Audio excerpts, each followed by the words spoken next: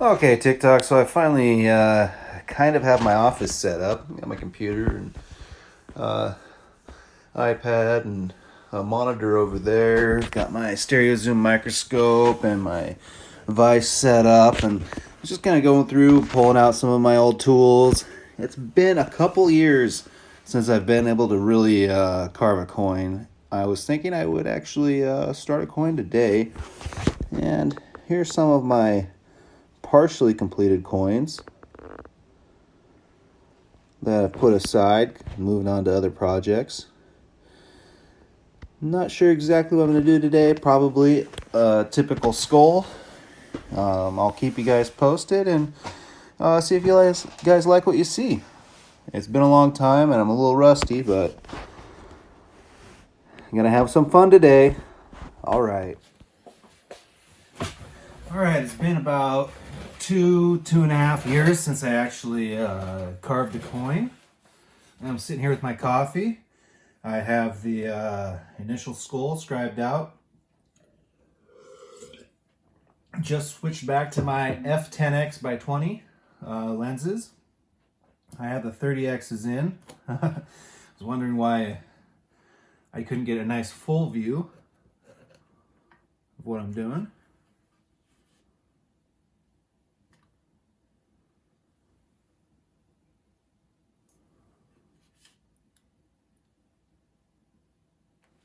I'm still having some issues with the setup. My stereo zoom was in, well, it wasn't in a box, but it got kind of kicked around quite a bit over the last couple years. So it's taken a bit to get it set up for me.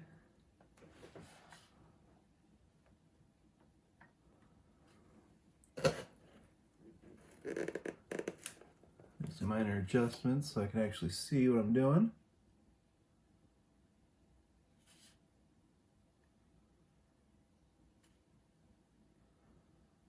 And that is much better.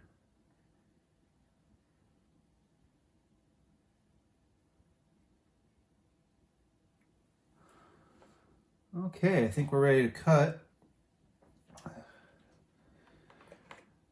I'll be using my flat graver for this point. This graver was given to me by former president of the original Hobo Nickel Society, who is now passed. Great guy.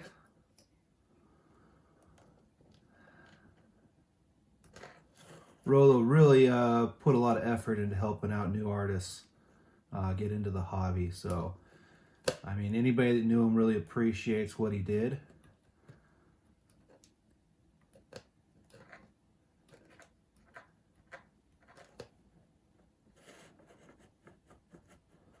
My vise is pretty loose, but we'll just bear with it for now.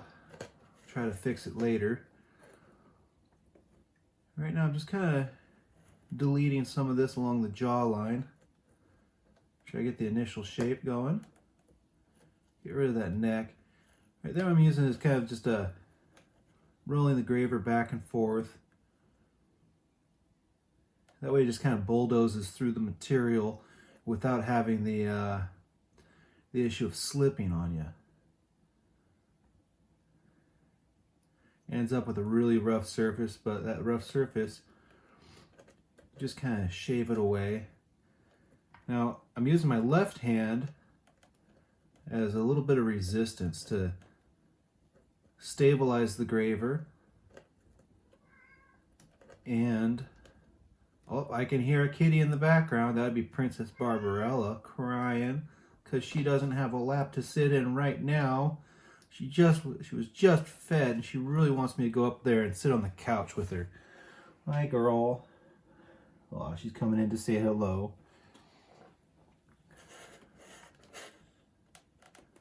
And she's rubbing on the camera stand, so don't know what that's doing to your vision. And there I'm just kind of blending the edge of that neck into the previous surface. And it's just a little bit of metal you're taking away at a time. You never want to try to do too much. Man, I kind of feel like Bob Ross. Happy little flakes. Just taking away the happy little flakes. Moving just enough to get what you want.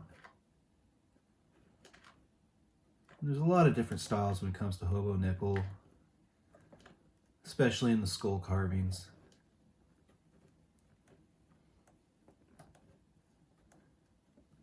Which is what a lot of people seem to be doing these days, rather than focusing on the traditional, just putting a hat on them.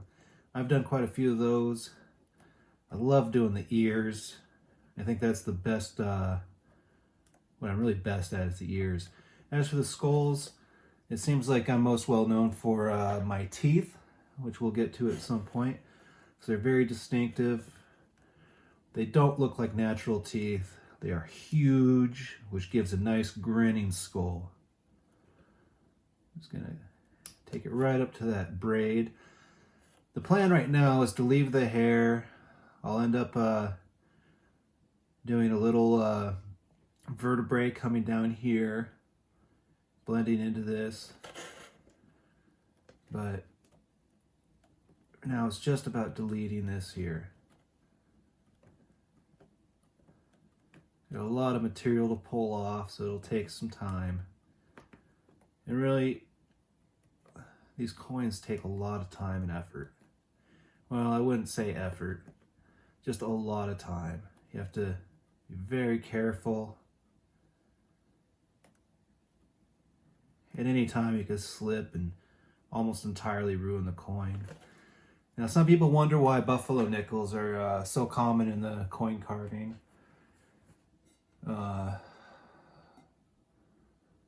Can't really say industry, but maybe genre. That's some good coffee. Well, the buffalo nickels, I believe it is 75% nickel, 25% copper. And what that does is it creates a metal that is easy to flake, easy to cut into, but really holds its shape. I mean, like silver cuts like butter. It's so soft. And copper, I think copper's even more soft than silver. But this combination of nickel and copper really gives you a nice material to cut into, and it holds its shape. You're less likely to have a big slip. So it's just kind of happy little cuts. Happy little cuts is what we're doing. All right. Slowly working into there. Now, I've got most of that material removed, but I want to make a nice fine line, a barrier between the actual stamped coin and the carving we're doing here on the braid. So what I'm going to do is I'm going to use the edge of my flat graver. Just kind of work right along the edge of that, turning the graver and the coin. Just kind of working it, and there I've kind of brought it around that corner, and I've come blunt, or I guess you would say perpendicular to that point right there. I'm just going to kind of take that little chunk of metal and lift it.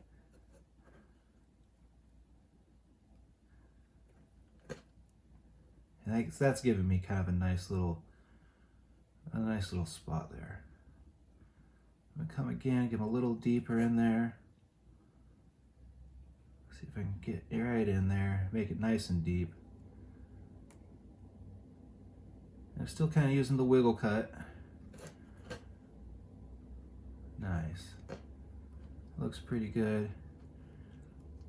Now I'm using my left hand to give that resistance again, so I don't go shooting across and end up scarring this portion of the face. So I'm just kind of lightly cutting, lightly blending this in, getting rid of some of that material. There we go.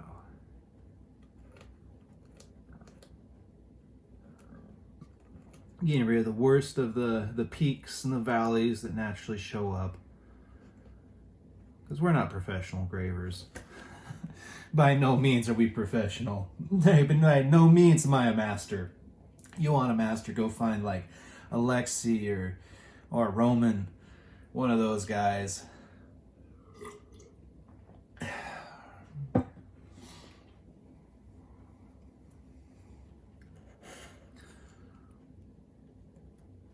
Oh yeah, just kind of cutting away there. Now, got a lot of that material again. Kind of giving it a good edge right along there. Now I'm going to come up around here, just kind of deepen this a little bit, trying not to affect the printed pattern there of the braid. Up to that little point. There we go. A little bit more here to do. Then I'm going to turn it the other way and just kind of clip that just a hair. There we go. Using the wiggle cut again. Okay. Now right here we have kind of a knot. So I'd like to cut this in right there and just kind of define that knot right there. So I'm going to turn it the other way. And that's kind of rounding. So I'm actually widening that braid. And because there's a really deep valley I'm creating there. Go. And now I'm doing that again, but now I'm rolling the graver over and cutting away from the braid. And that's giving me a nice look. I like that. A little bit more material in that valley to pull. There we go. Okay. So you can see the braid kind of comes up along there. I'm just using the corner of my graver to kind of outline that. Comes up here. This is a pretty worn coin. It is a full horn 1934 F mark, but it's definitely not a split tail, and this face is pretty worn down. So I just wanted to find kind of where I think the hair should be, right about there. I can see there's a little valley from the stamp right there. Kind of work that up. And it looks like the hair used to come out here, but I'm going to go ahead and just kind of outline it right about there.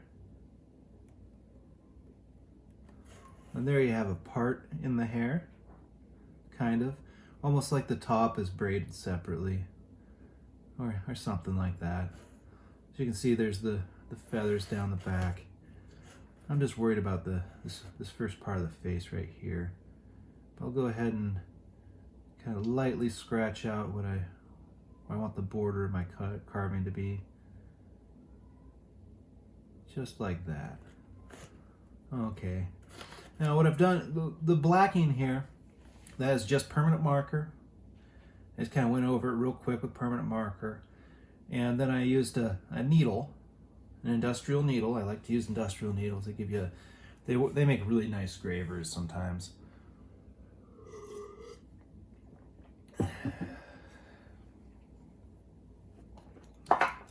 And in fact, here's the industrial graver I was using.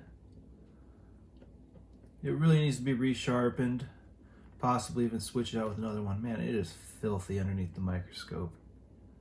All kinds of oil and nasty scabby stuff. I don't know what it is, but it's been years since I really used these tools. All I really did to get ready for today is set up the microscope. I should have tightened up my vise there, as you can see. It's got a lot of wobble to it. This is a really cheapo vise. I think I paid like $70 for it. And I was talking about Rollo before. Man, he was a cool guy. For like $30 he sent me. It was a duck pin vise he'd made. And he made a few of them for various artists. I believe I ended up sending that duck pin vise over to Mike Liness at one point. And he used it at least for a while. But I mean, that vise, it probably cost Rollo like 40, 50 bucks in time and mailing and all that to send it out. But at the time, you know, I was, broke little kid. And he really went above and beyond to help out, anybody trying to get into the art. Oh, and there's Princess meowing away in the background. She's upstairs right now, I can tell. Poor little kitty. Very needy cat.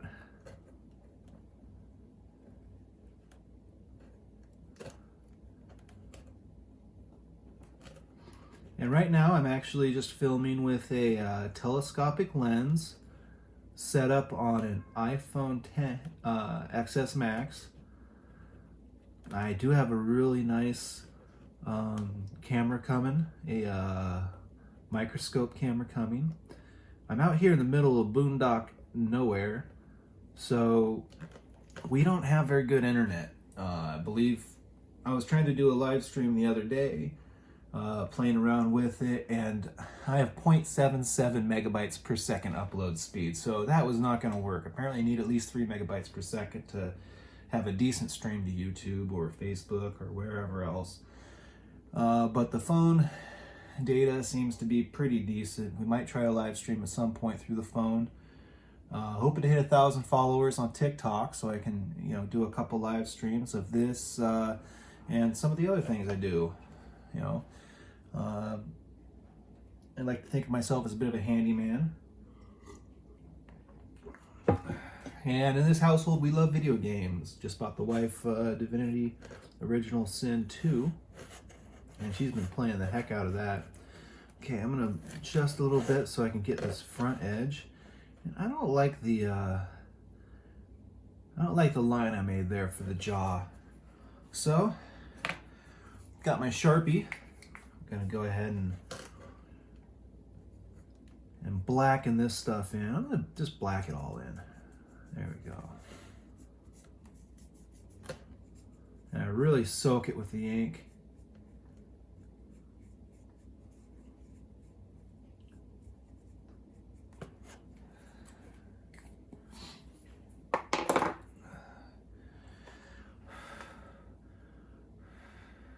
Blow on it just a little bit to get that ink to dry up for me. All right.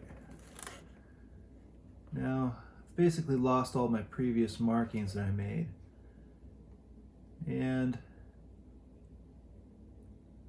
a lot of people use actual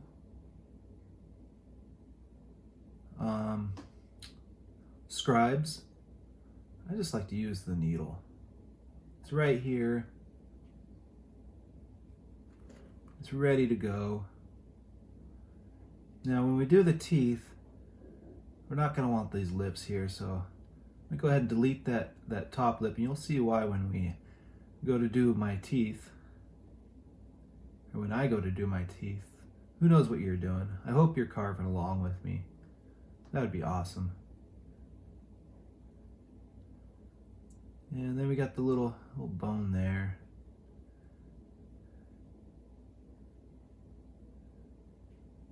A little nasal cavity.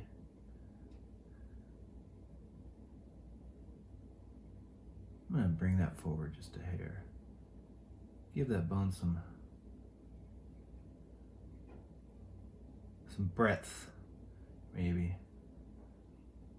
I'm going to do that. And I like to leave a little high point here on the bottom of it, and then show that how the nasal cavity here kind of has a third dimension to it.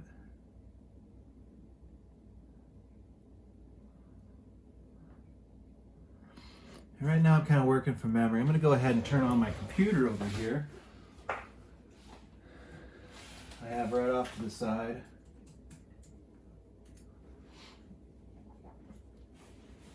And I have a little bit of I have a picture of a skull there. I'm not really going to follow along with that picture. Just kind of use it as a general reference to the shapes I'm making.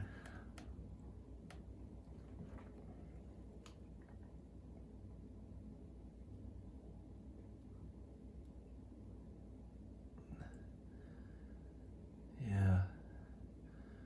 I'm going to make that little protrusion a little bit smaller. Okay, I think I'm ready to do some deep cuts. Not real deep cuts, just little scratches, but remove some of this material and kind of get a real rough of what these shapes are going to be. So first of all, I want to delete this. I'm just going to push in towards that line I made. Just kind of shove that material and pop it. Shove and pop. Shove and pop. Just lifting up. You see, that's kind of rounded off the edge there. I've got a little extra stuff pushed up.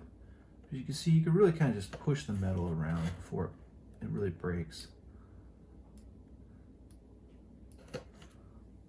Okay. Now, right there at the base of the nasal cavity, we've got a little bit of a push in. And that's a lot of material right here. I'm not sure if you can tell in the camera there, but the nose actually sits really high right there. But let's see, I'm just gonna kind of push in, outline what I want to work with, give myself a guideline for further removal, so I don't accidentally take too much.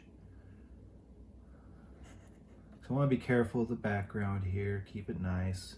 Don't know if I'll stipple it, put a bunch of little punctures on it to give it a texture.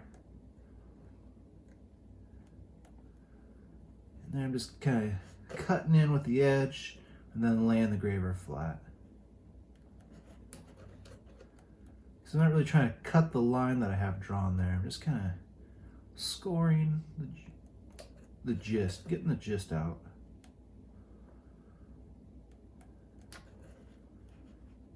Okay, right there.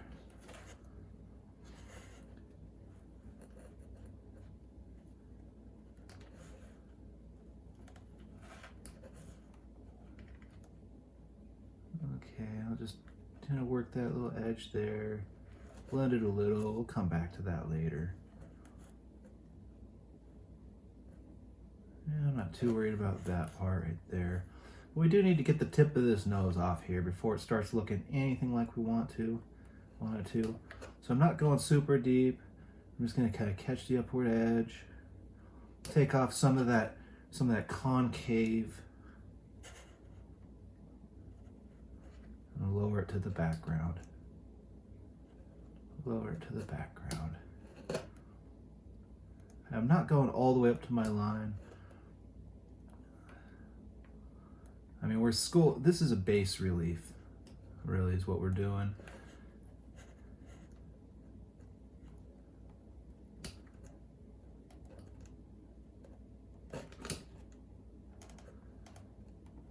I'm going a little bit more, just taking a little chunk at a time. All right, that's not too bad. Get rid of some of these peaks right here that I've made. Just blend it a little bit at a time.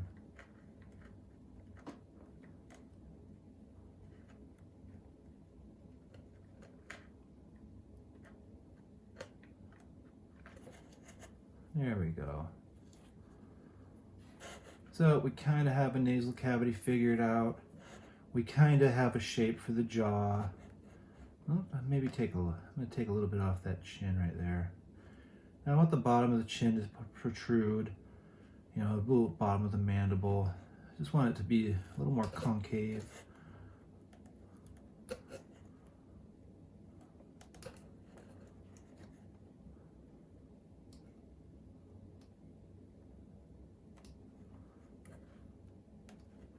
That way he's got a little, you know, a little point to the chin bone there. And I'm leaving a little extra right here. I'll take that down probably a little bit more when we get to the teeth. But when the teeth insert into the mandible, you know, there's a definite, you know, swelling of the bone right around those joints. So we'll leave that. Now, we have the cheekbone and we have the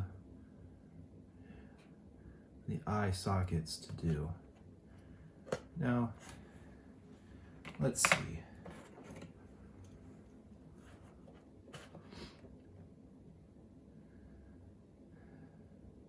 Now, eye sockets should have like a little bit of protrusion of bone. A little bit of a swelling right around about where the eye actually inserts into it. We'll do so I'm trying to use leave some of the material here from the stamping of the coin. So I'm just going to come just inside there, and there's actually a little bit of a hang down on most brows right about there. Leave that. Then here for the temple, got something going on like that. A little swelling right here, kind of on the edge of the corner of the eye, sort of. And then they tend to swoop up, right like that to the, oh, it's been years since I took human anatomy. I probably should have taken a photo with some actual labels of the different parts, just so I could work with it.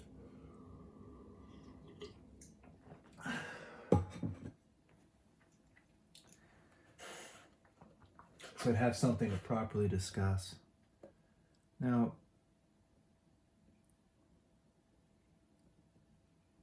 we've got the kind of that lid right there, and then I want to keep some of that material for some of that eyelid there. And I'll cut that eyelid down. I just want a little bit of material to really demonstrate the inside of that socket. You know, it deepens and there's space there.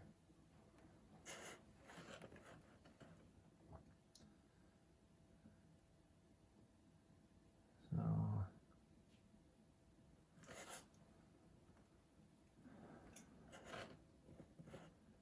now as for the cheekbone actually tends to start right about there by the canines, or well, a little behind the canines, but right around there. So it should actually insert into the main part of the skull.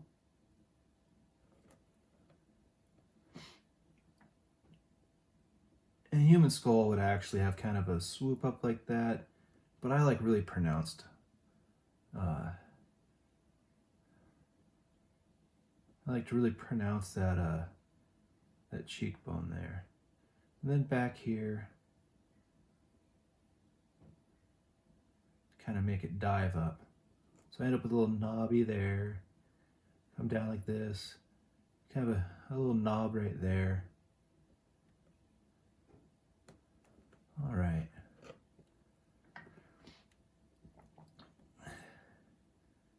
Here, the edge of that eye socket it's just kind of a swoosh right there. Cheekbones tend to come up a little bit. And we're not going for realism. I mean, if you want a real skull, you can just print that stuff. We're doing stylized art here. And yeah, nice little fine cuts with that industrial sewing needle. I don't know what size it is. I ordered a whole bunch of them, you know, like a pack of 15 or 20 about 5 years ago, and I've been using pretty much the same two since. Don't even know where the rest of them are.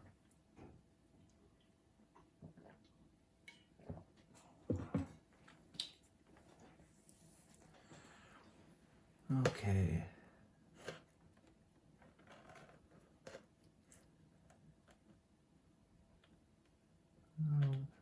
Bring down some of this.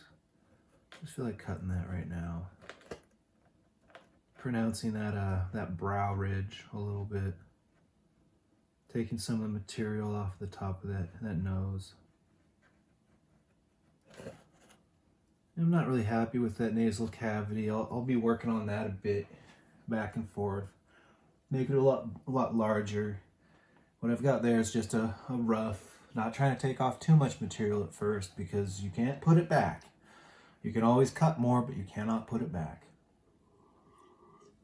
Not unless you're welding, and yeah, we're not going to be welding in this video. So, let's see. Let's go ahead and cut into this cheek right about there. Now, I'm just kind of holding that one side and turning the other, pivoting. Just getting a rough idea of where this cheekbone is.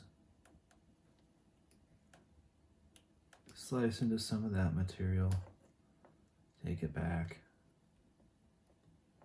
Flatten it out. Because we know we're going to want to be deeper here. Now, for the mandible, we do have a chunk of bone up here coming down. We're getting into that jaw. But that's going to be sitting a little bit deeper than the cheekbone, so I'm not too worried about that and where it kind of inserts right now. This is going to be pretty much the high point of the face, this cheekbone. So, once again, sort of holding one side and really trying to focus on cutting with the corner. Come up. There we go. All right, so we have a little bit of that line we were making for for this stuff. I'm gonna go ahead and pronounce that a little bit and just kind of ahead and dig in a hair. Make it real obvious where that hairline starts.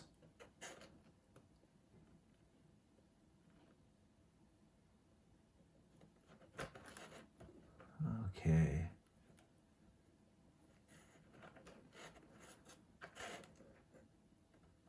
And as you can see, I'm being careful, but I've still got a few scratches. That's fine. We'll polish this up when we're done. I should get rid of some of those scratches. Make the whole front of the coin look pretty good, pretty nice.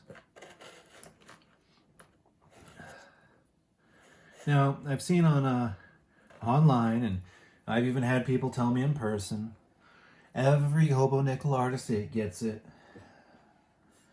You're defacing U.S. currency. That's illegal. Well, in some countries it is illegal to deface currency.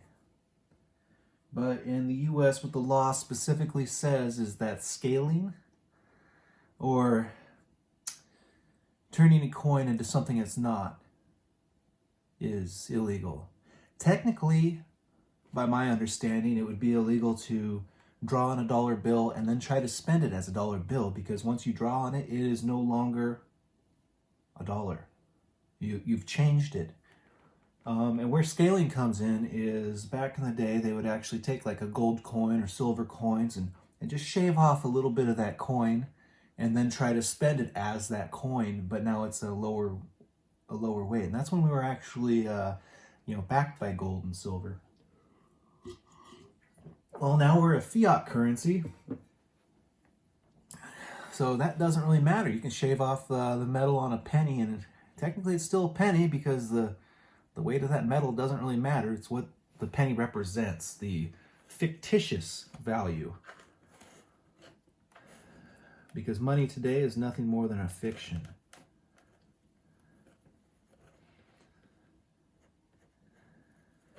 There we go. of taking away some of this eye, creating that socket. Wiggle cut again, because I got a lot of material right there I'm trying to lift, and there we go. Now, I'm kind of lining up with what I've scored out there.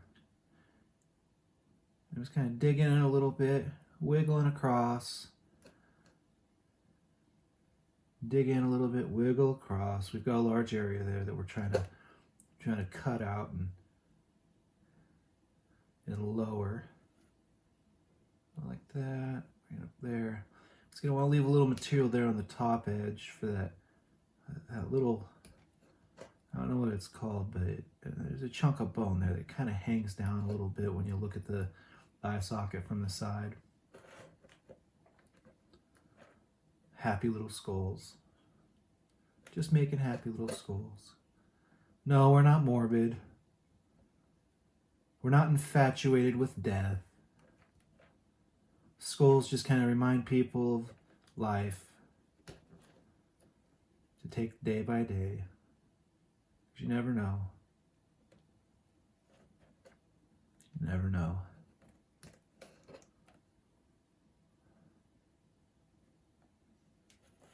And cutting in. There we go. That's looking pretty deep to me. Not too bad. Okay. So now we have the temple area to work on, and that'll really give us that'll really start to bring around the skull features.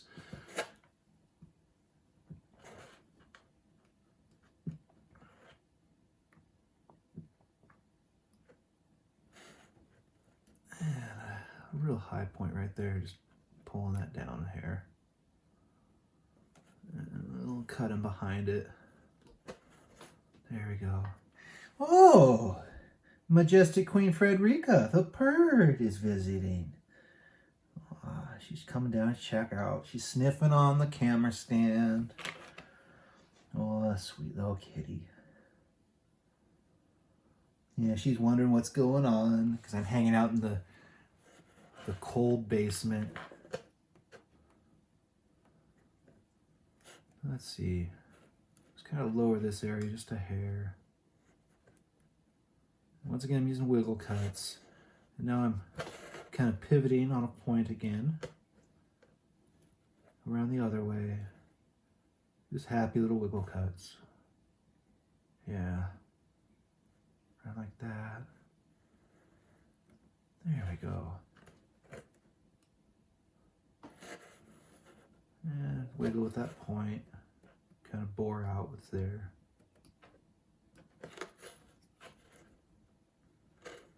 We have a lot of carving to do on this.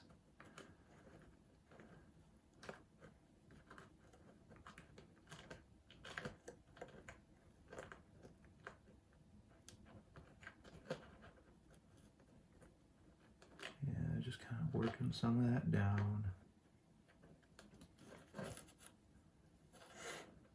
Differentiating height.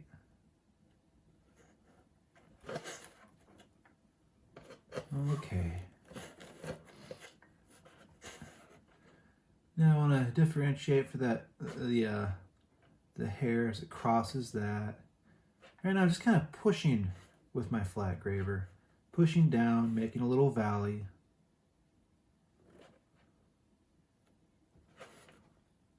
Making sure we have a line there so I don't get lost.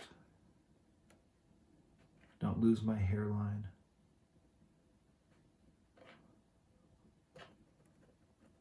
Okay, we've got a pretty good line up there on the top. Just using the edge of it to shave away just a hair. And there we go. Okay. So we've got quite a bit done right now. I'm going to go ahead and black it all in again with the permanent marker. And this is a fun part, nice little reveal. See where we're at. And then I take an old snot rag, just wet it a little bit and wipe. Let's see what we've got. The permanent marker, for the most part, stays in the deep points. Let's just see what you've got so far. Alright, that doesn't look too bad. At least the eye socket and the cheekbone there. Got a lot of work left to do on that mandible. Got a lot of work left to do on that nasal cavity. But I'm going to go ahead and take a break for a minute. You should too. You should always take breaks. You don't want to get caught up in your work too much. So I'm going to turn this video off and we'll come back later. Alright, gonna sit down and work on this some more. Took a little bit of a break. Put on a sweatshirt because it's really cold down here in the basement where my office is. Real nice heater, but real nice furnace going, but it doesn't seem to really warm up this room back here. This is kind of like the very edge of the reach of that furnace. Almost on a whole pot of coffee so far. Just filled up my coffee cup again. A little Kahlua, a little bit of peppermint schnapps, a little bit of peppermint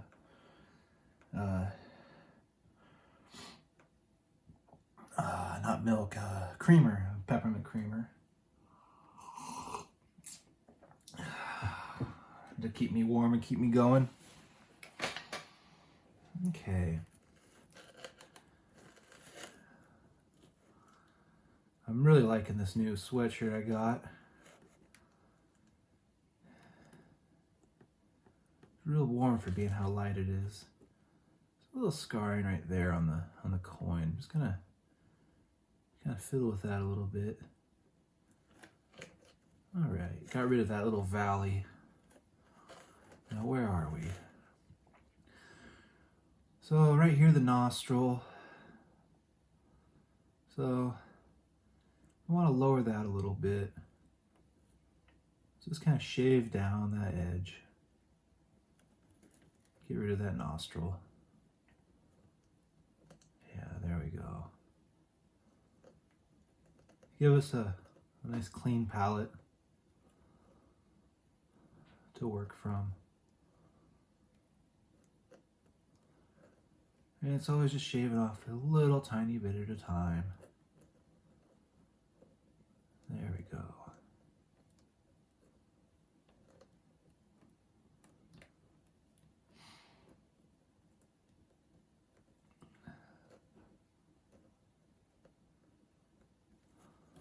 And that's good for the moment.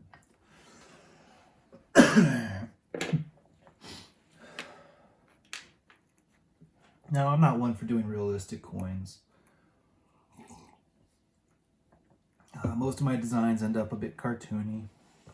I think that comes from my dad a little bit. He does a lot of cartoons. Some political, some not. Most of them making fun of society in general. I'm gonna go ahead and blacken this in. That way I can scratch out what I want to incorporate into this and actually see what's going on. And I just blacken it up with Sharpie. Then I'll scratch out the design with my needle. And let's see. I'm going to zoom out just a little bit so I can see the big picture. Sometimes you can get lost in little details and totally lose what you were going for when you come back to the big picture. So let's see.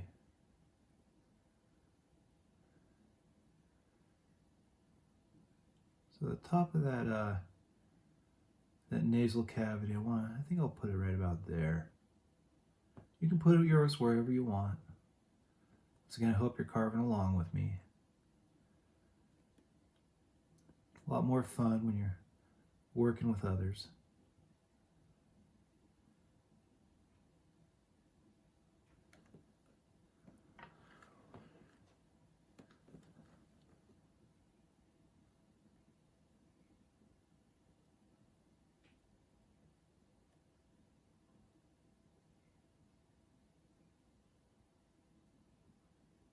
Something like that. Maybe I'll bring that out a little bit more. In fact, I'm going to blacken it in again.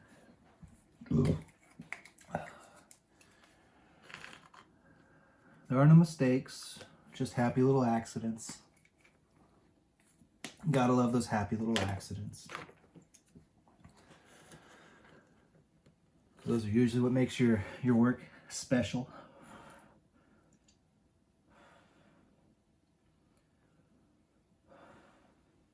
Allows what you're doing to evolve as you go.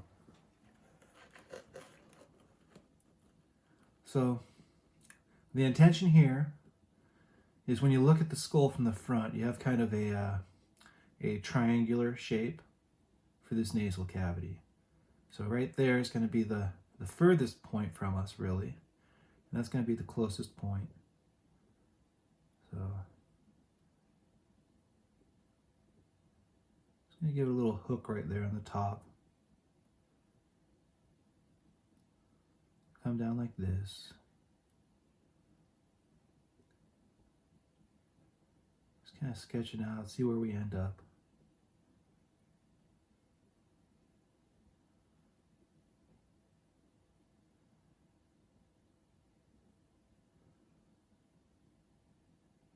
I'm going to go ahead and blunt that off right there. That just kind of a square. And that'll sit back. That's kind of like the center of the nasal cavity. I've got that rounded right there. Just want to sharpen up that corner just a little bit. Okay. Kind of like that, so we'll go ahead and start removing some of that material. Now this is going to be the high point. Well, I mean, that's going to be a low point. So I'm going to go from there. I'm going to save some of this material so then we can drop down that in the middle there. It's going to come across like this. So I followed this line, then kind of dug in with the point there to make a nice deep spot, and then I bring that across. And you know what we do? We clip it. Yeah. Just kind of lift up on it. Now come from the other edge and slice that right off. There we go.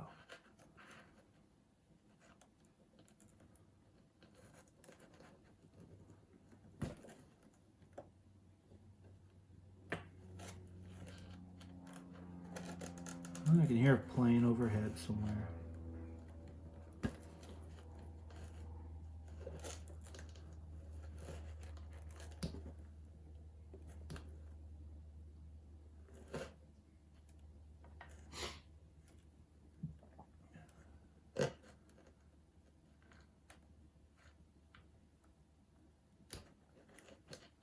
There we go. Now I was going to blunt that off a little bit, so I'll just come across there. Now once I'm using that left hand to kind of give me something to push against. So when the metal gives, it doesn't just run on me. Okay. Now this part right here, that's kind of the middle of the nasal cavity. Just kind of blend that down. Give us a nice line to go from there to there. And we still have that kind of sharp cut along there, showing that is actually sitting behind that. And shave that a little bit. So that's that nostril again that was stamped in. And this is a skull, so we're not going to use any of that.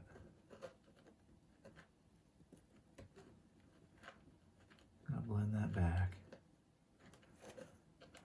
And I've got a bit of a high point there. What I'm doing now is I flip the graver over, and I think it's called a shiitake knife.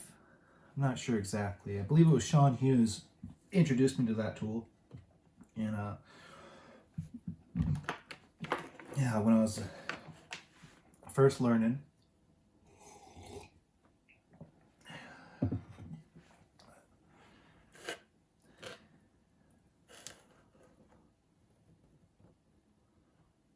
And instead of having a separate tool for it, I just kind of use the edge of my graver, my flat. because my flat is kind of a steep flat. It's got a steep face, very shallow foot here.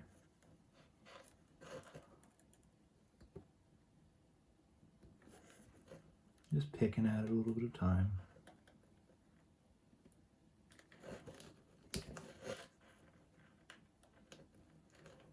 Kind of blending that in.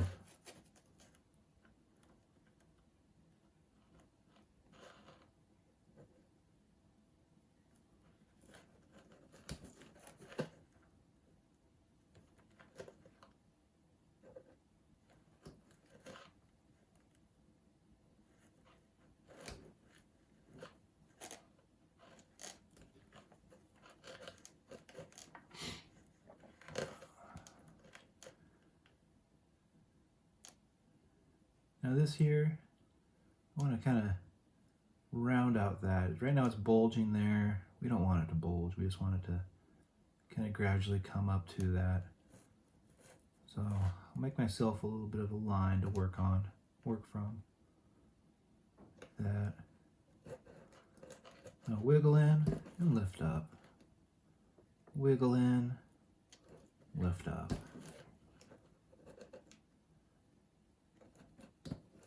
There we go.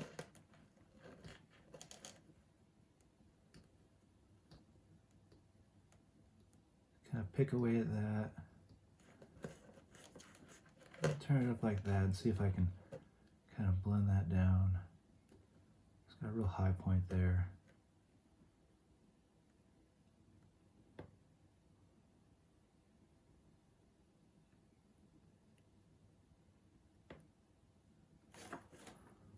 All right.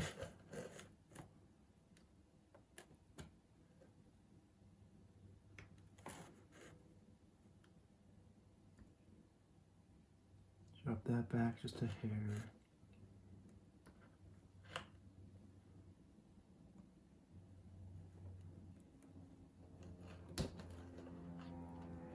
Got a little bit of a hook there at the top of the nose like I was intending.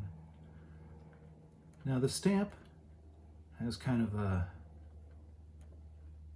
rough edge. So I'm going to tighten up that edge just a little bit. Help define what I'm working with in my material. Pushing down a little bit right there.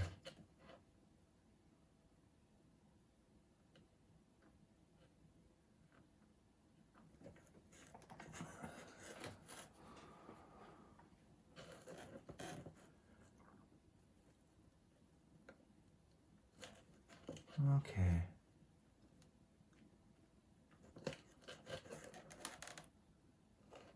Now I've got a little deep divot right there. I'm gonna just kind of take that down, blend it in. Got a lot of shaping to do.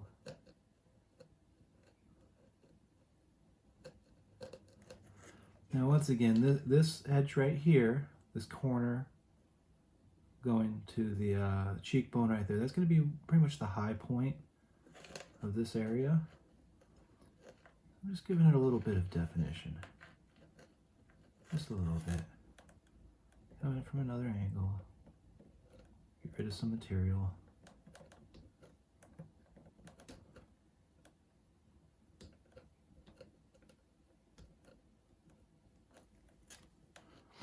And of course this will have a little bit of a high bit coming down like that. We'll get rid of some of that in the back a little bit later. For now, kind of take some of that out. Give it a little shape to that cheekbone.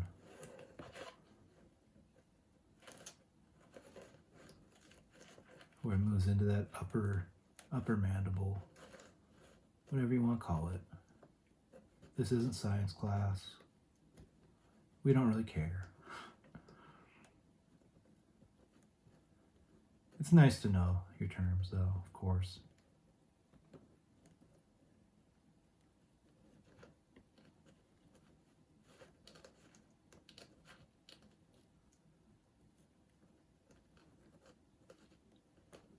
Okay. And I'll grab out the Sharpie again, darken it up, and see what it looks like when we wipe away.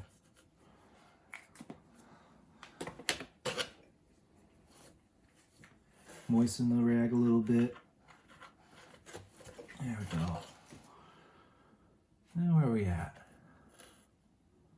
Alright, starting to take shape. Liking the nasal cavity a little bit more.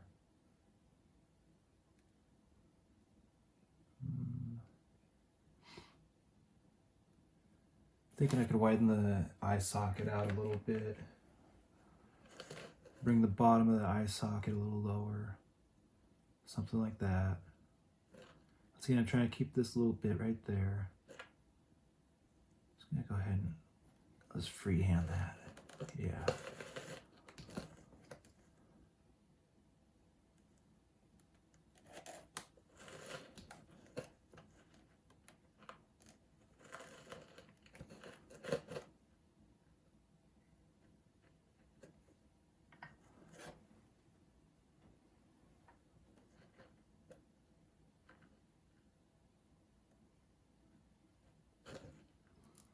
Here I'm just kind of pushing, giving myself a little ridge along the edge of that eye socket. Help define it a little bit. I'll take some of that down. A little bit off that ridge, because that ridge is going to be a little tiny ridge later. Just a happy little ridge. There we go.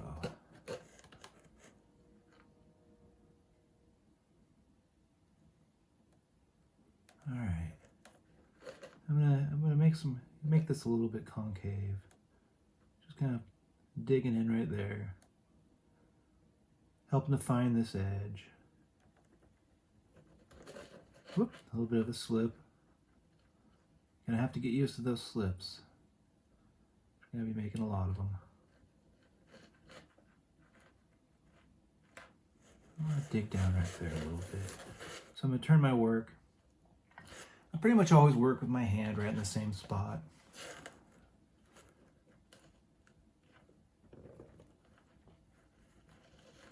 Helps me maintain control. Like I might change a few degrees.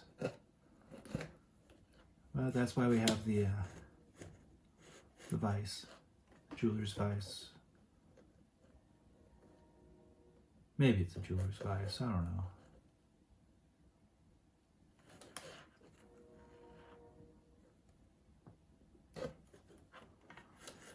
All right, grab the permanent marker again, see where we're at. Go through a lot of permanent markers doing this, a lot of them. Most of them I get for free from job sites because, yeah, we use a lot of permanent markers in construction. A lot of pencils too, got a ton of carpenter's pencils.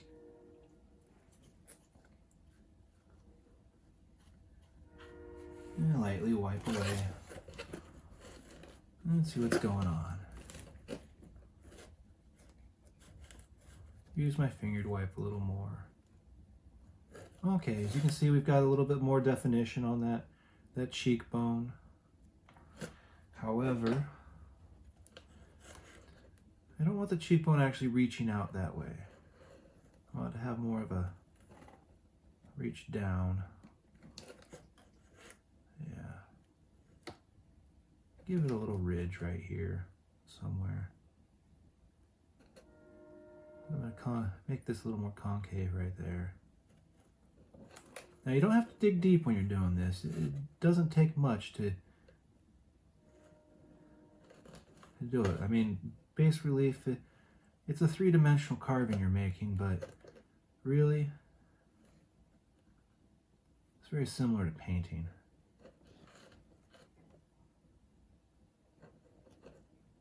Everything is in. All the little ridges aren't really, it's not important how high they sit. It's more about how high they sit in perspective to the others, or in comparison. Around that edge, just a hair.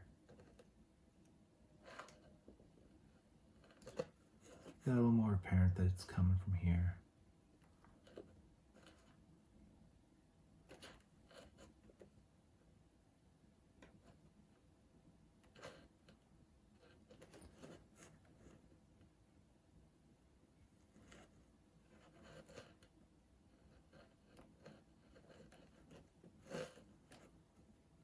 You know, I'd still like that eye socket to come down a little bit more, kind of like that, round out, and then come up this way. So go ahead and do that.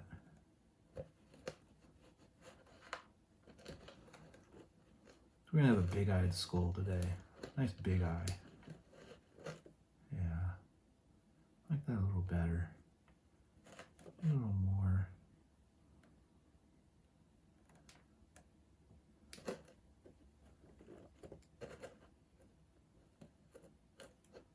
Just kind of clip that material I've pushed up along that ridge.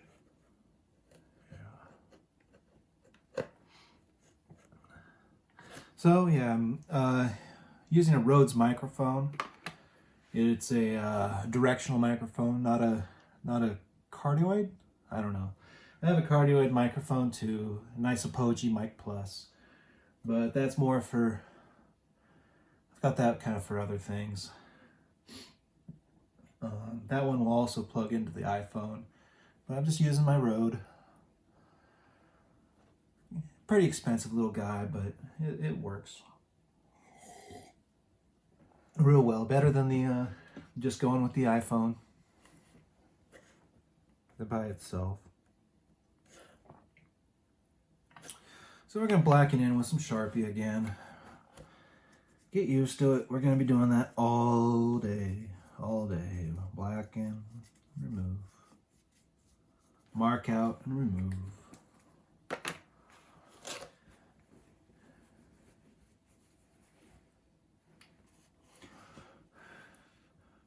Let that dry up just a hair before I wipe. I'm just going to wipe lightly.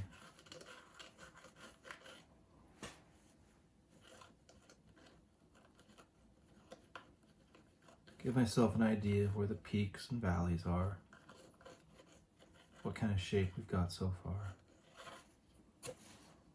Okay. I'll wipe a little harder.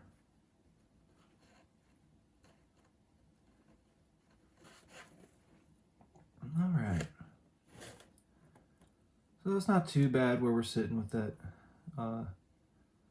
that cheekbone there where it's coming from the nasal cavity. Bottom of that nasal cavity has a lot more to work to do. A lot of shaping we need to do above it.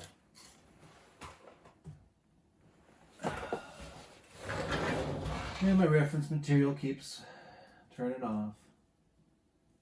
I thought I changed the settings, but seems like it still wants to go to sleep on me.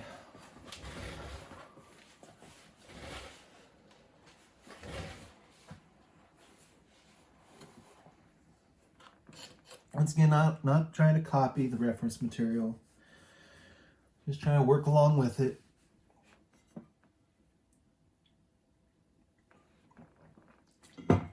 Okay.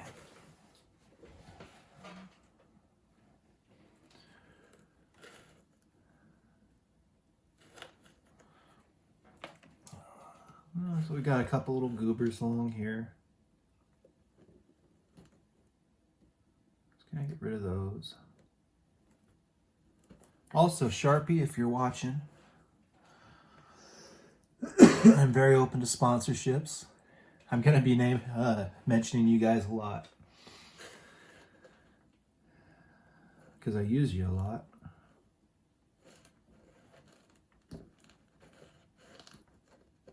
So if you want to send me some free product, that would be great.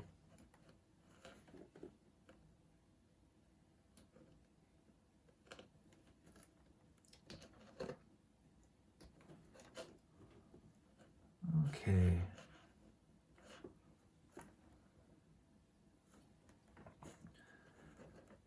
Now I'm kind of liking that little line right there. I want to define it a little bit, so I'm going to come in right here, just kind of sculpt that out just a little.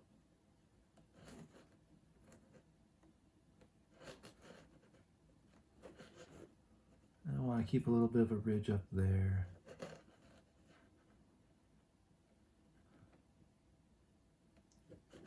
Just taking the littlest amount I can.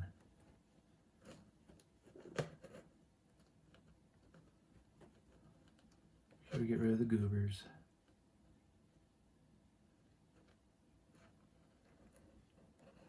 lower that ridge just a hair.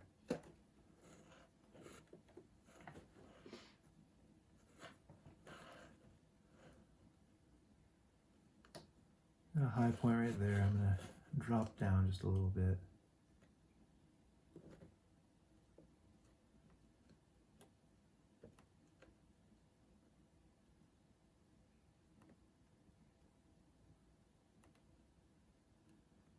Just short little light cuts. Not even cuts, just scrapes.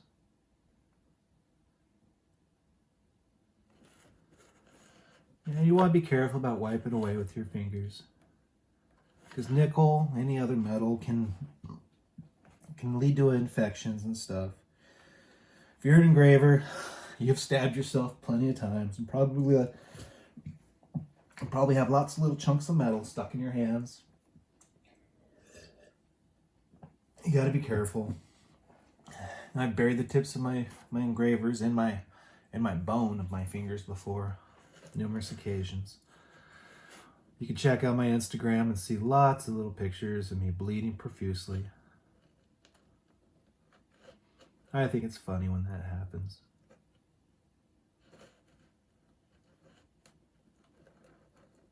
The wife doesn't.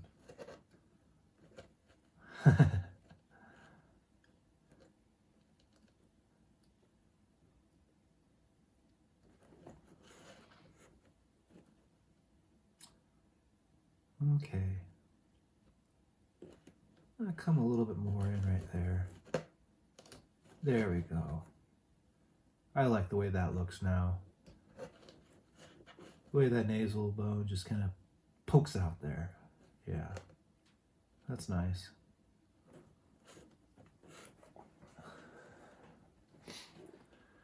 Now when we get around to doing the teeth, there'll be lots of little valleys coming down from this nasal bone, coming down from this.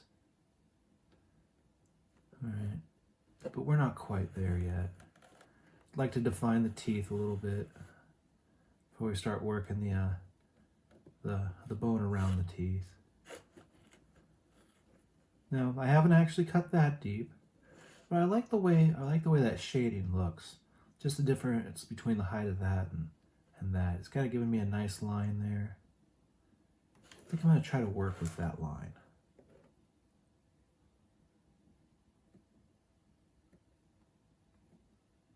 I'll mark it a little bit. Now the top of that jawbone is going to be back here somewhere. So I'm just going to kind of outline that just a hair. Now, deep cut. I'm pushing pretty hard. Just kind of making a deep little valley there. And pop. And pop. Try to be careful not to mess up that delineation we had earlier. The hair. Just kind of working around it. I've got a bunch of little boogers there. Little boogers to chop up.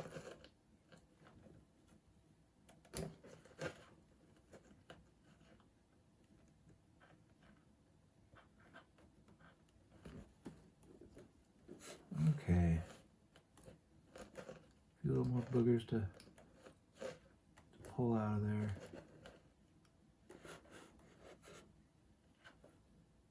Use the edge. And I'm really cutting with this edge of the face right there. That left side. Kind of working along that valley, cutting away. Still have a little bit of a lip there. That's okay, not too worried about it. Got a long way to go. All right. Now up here at the temple, there's usually just a little bit of a ridge there in the temple, or in the top corner of the eye. Kind of delete some of this, push it back.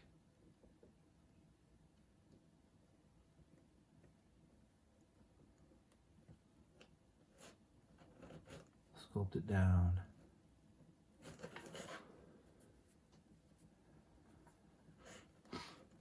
And then kind of up here, right about there. It's going to come back work its way back to the hairline.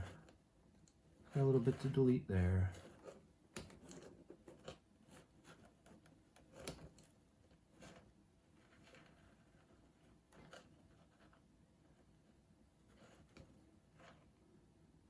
Just kind of sculpt that down.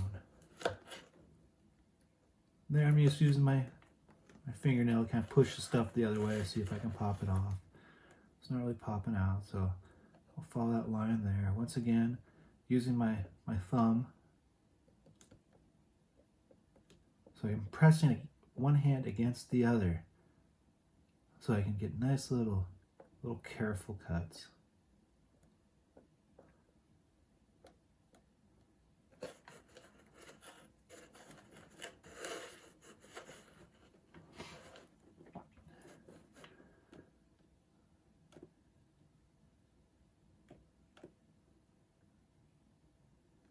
So let's see. I like to take this orbital socket, just kind of bring that back a little bit more, have kind of a nice run like that. Before I do that though, I think I should take a little bit more material right there.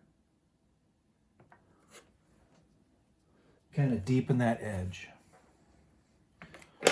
So, blacken it in with the Sharpie. I hope Sharpie's watching. Love getting free stuff. I think everybody likes free stuff. Stuff is fun. Okay.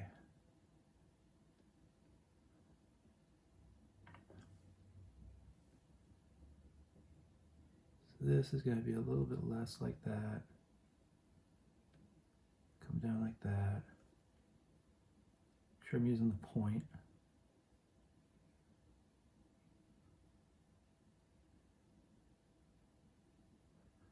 And that's going to make a real nice wide eye. Round it out a little bit.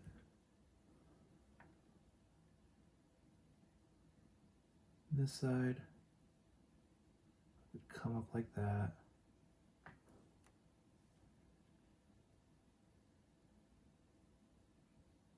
Take a little more off the top of that cheekbone. Something like that.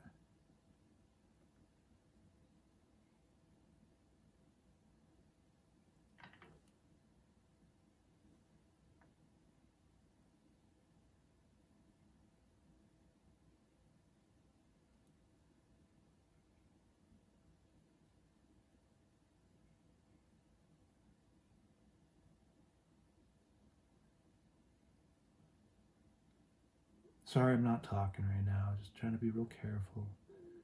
Figure out exactly what I want to do.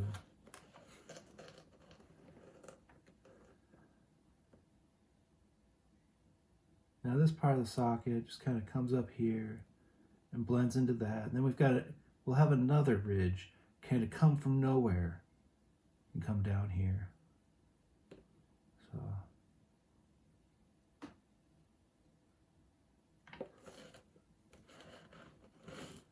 come up like that. This is going to be kind of defined, and then it'll feather out to nothing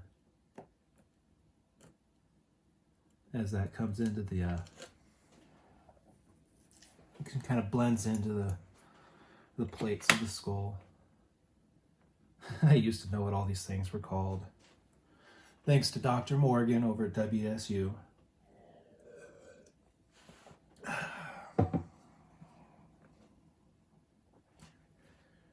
Dr. Morgan was a great anatomy teacher, so props to him.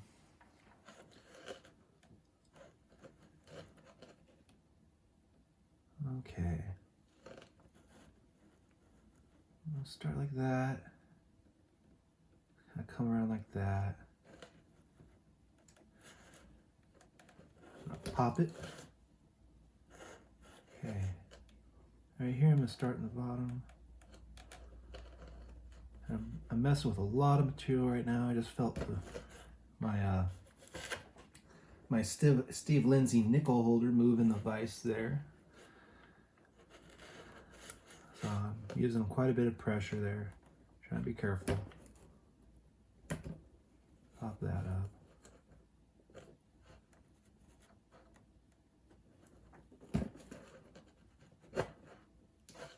Like that.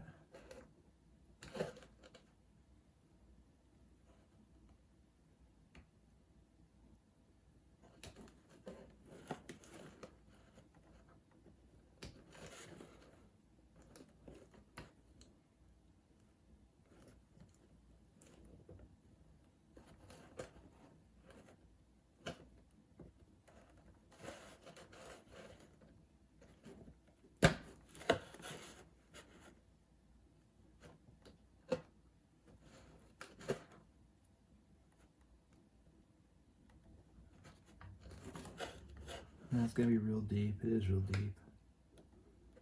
Let's see. I'll blend all that in.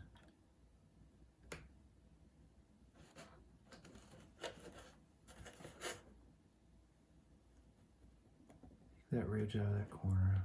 There we go. I like that. I'm gonna flip it around, move it a little bit so I can get the right angle on this. For up here, just kind of shave away. Shave away.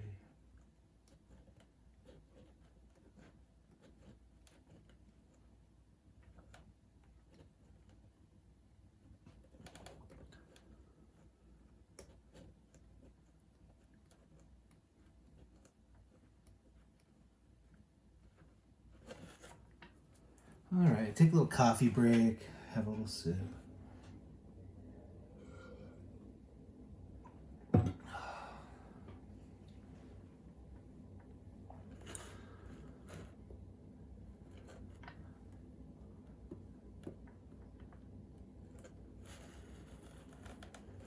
Okay, now the right side of my engraver is going pretty deep right there. And so what I'm doing is I'm trying to make a slope from that point that mark I've made back. Right there, it's going to be kind of rounded over. It's not going to be a hard line. Just be a little bit rounded over. And then right around here, it'll turn into a hard line as that face kind of, or that slope kind of goes away, and it has a real drop right there as it comes around here into the temple area.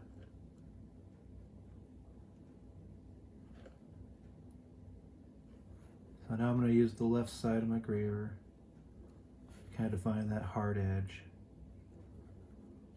Right up to there, pop it. A bit more to take off right there. Yeah, nice.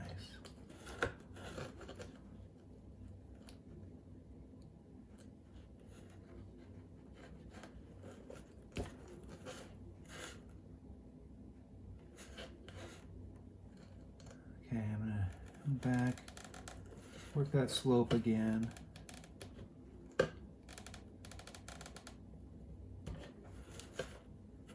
Yeah, a little bit of a slip, but that's okay. It caught before that edge there that we're trying to keep.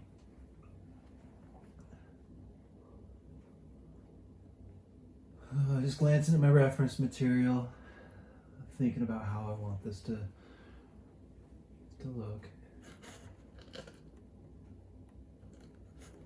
And I'm going to go ahead and lower some of this right here. So you're going to have kind of a deep little pond right here in the top of the temple.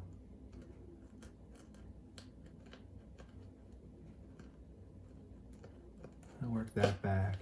And this will be a little ridge, kind of defining where that slope comes to this ridge, and it all connects right there. Then we have the deep valley along there.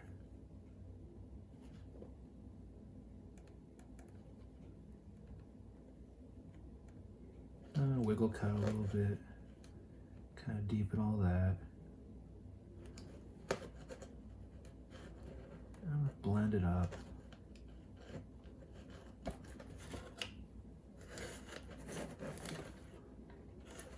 Okay. I still want to take quite a bit of material right there out. Work it up like that, give myself a nice angle to work.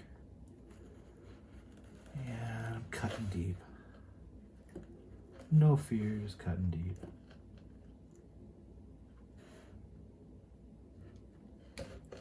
Definitely taking a bit. It's a little shaky to start, but I'm starting to get that muscle memory back. Remembering how the metal responds, how the graver works. It's definitely a learned skill, cutting metal. But it's not hard. It's definitely not hard. It just takes time, practice, and most importantly, lots of patience.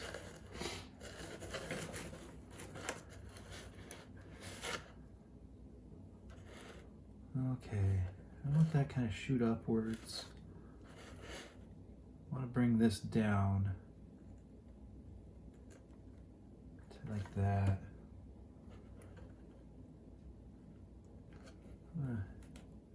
Cut that. I'm going to give that a little slope down. There we go. Take it right up to the hairline there. Kind of round off that edge.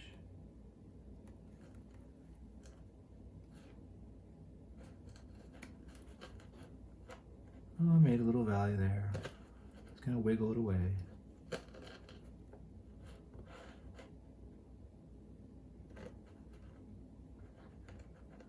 Just some little wiggle cuts. Gives it a little texture. A couple little ridges.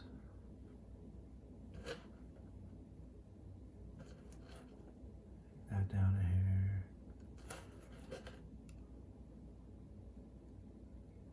Make sure we don't have any little boogers hanging out. So we've got some right around along there.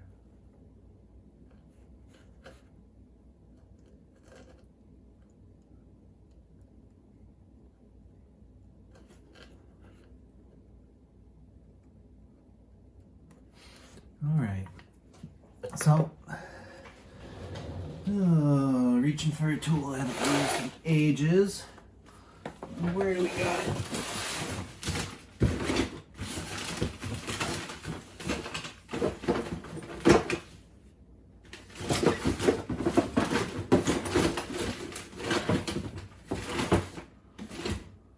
Okay.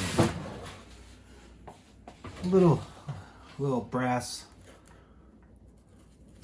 brush here. Just gonna kind of clean it all up. What I'm doing is I'm scratching all those little shiny spots that I've made. Scratch them really nicely, cleaning out some of that stuff that's building up. Some of that marker. Ooh, it's old and a little cracked. That's fine.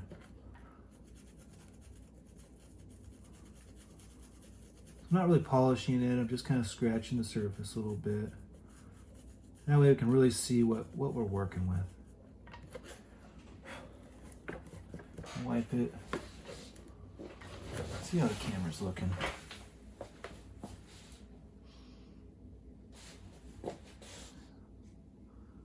You guys have been out of focus a little bit. See if that helps.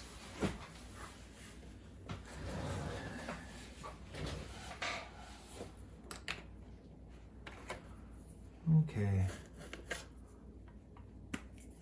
Got that kind of cleaned up. Now I'll go over it with the permanent marker again, really trying to pull it into those deep spots.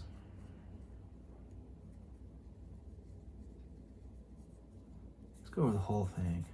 Really soak this in permanent marker. In Sharpie. Sharpie's probably the best permanent marker. Definitely be the best permanent marker if they send me some free markers. That'd be great.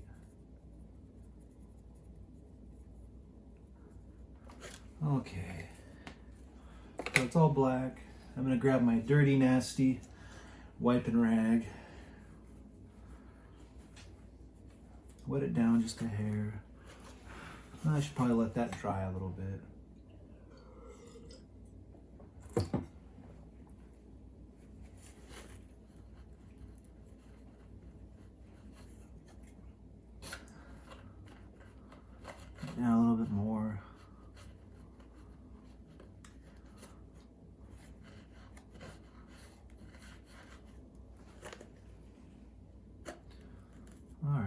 that doesn't look too bad at all.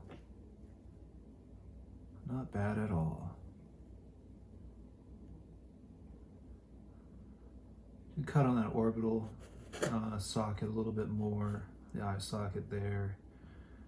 And I've got a bunch of work to do on that jaw. A bunch of work to do putting those teeth in. Well, I'll come to that in a little bit. I'm going to take another short break. Always take your breaks. Let's see if we can get a nice image there for you.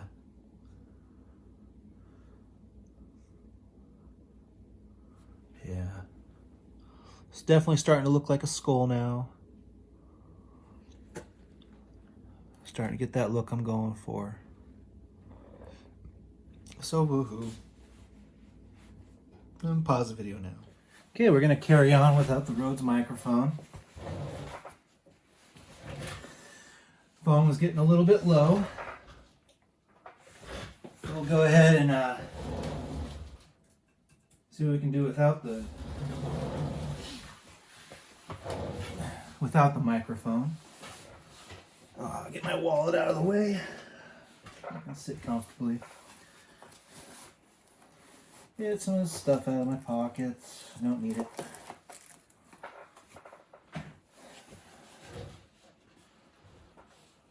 Okay.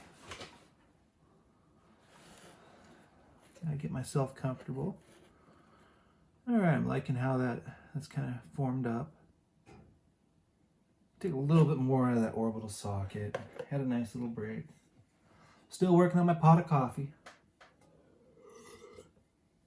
With a little touch of schnapps.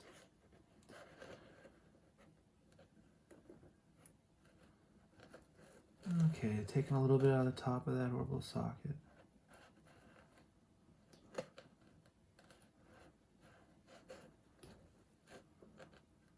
Alright, I like how it's kind of blending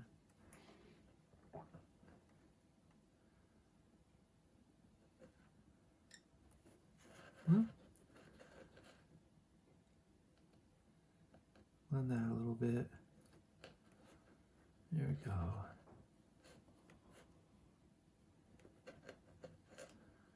And that brow ridge, we've got a little extra material right here. Just kind of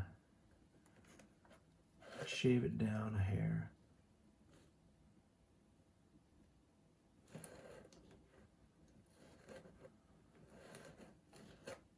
So I'm just kind of turning it a little bit. I want to keep this ridge along the eye socket defined.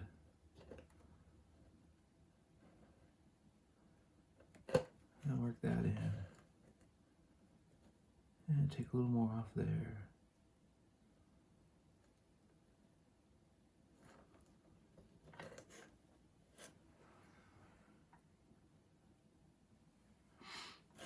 Now we still got a lot of meat right here.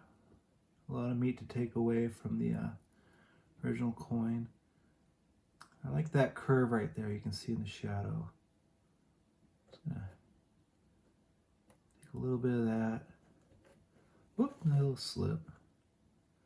That's okay. We're gonna take that stuff down a little bit.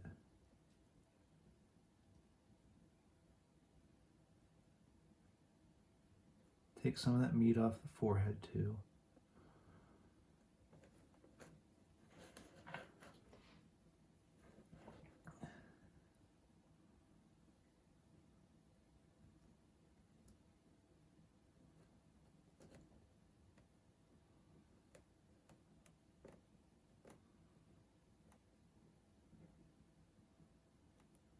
Kind of like we're skinning it. Taking the skin right off this little Indian.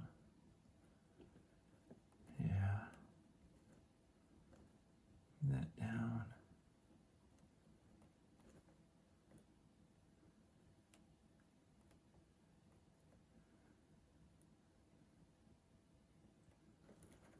Okay.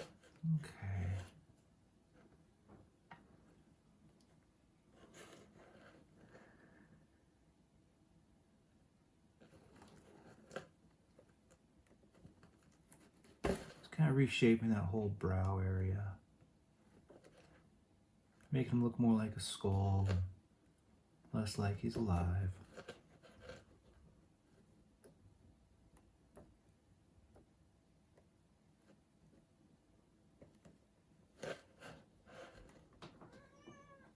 Meow. Hi, princess. Yeah. It's been a long time since I spent a bunch of time on one of these, huh? Yeah. You getting lonely up there? Your sister's not enough company? Okay, she's walked away now. She just had to come say hi. Yeah, you're still there.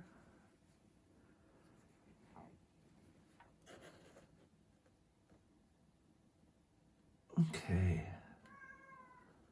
Like that right there.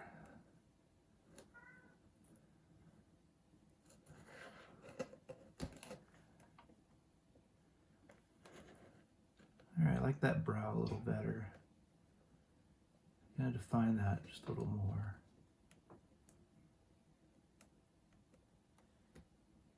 You know, princess, you keep walking in here, you're gonna get petted.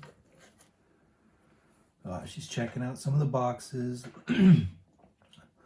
Wife moved into this house like 2 years ago when I was out working, doing my day job.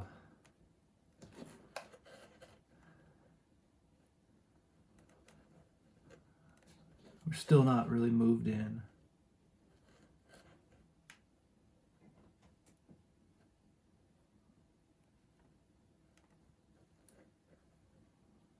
And yeah, defining that a little bit.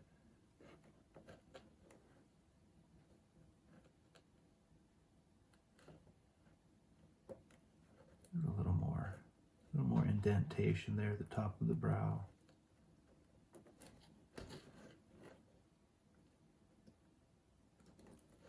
Get rid of some of that material right there.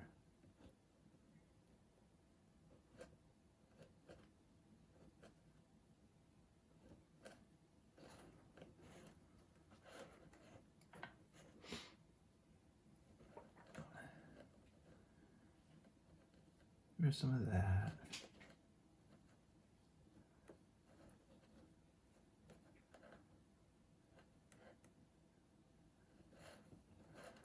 I warned you, kitty, you're gonna get petted.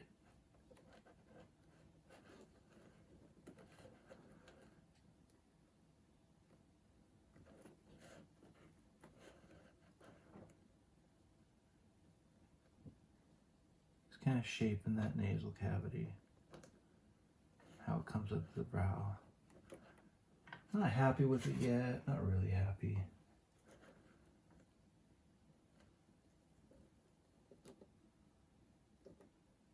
A little bit like that.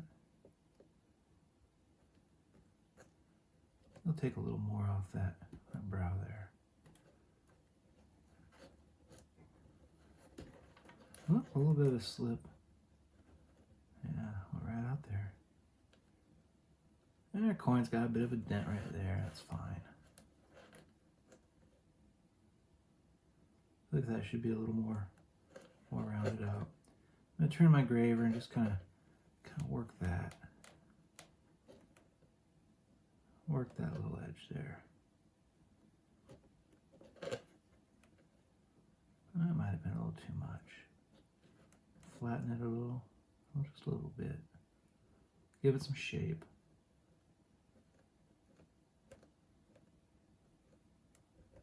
A little off that.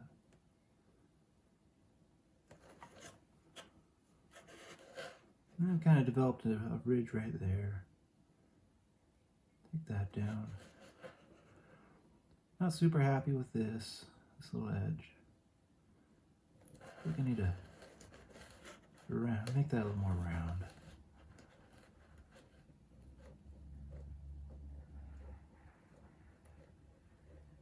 Lift that temple up a little bit.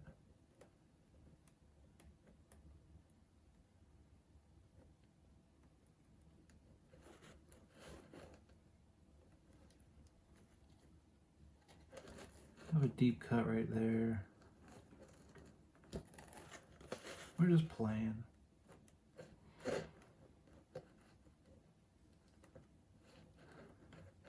Kind of a funny story. Back when I used to work out all the time, I need to get back to working out a little bit, keep myself healthy. Been sitting a little too much lately.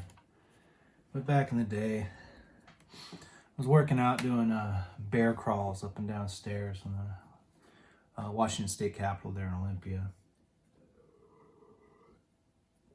So head downhill, just kind of crawling down and crawling up and crawling down and crawling up.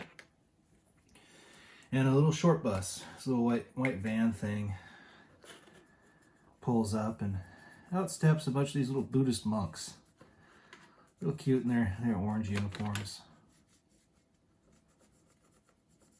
Anyways, they step out, and so I was coming down to the bottom of the stairs. I noticed them, and one of the guys was watching me.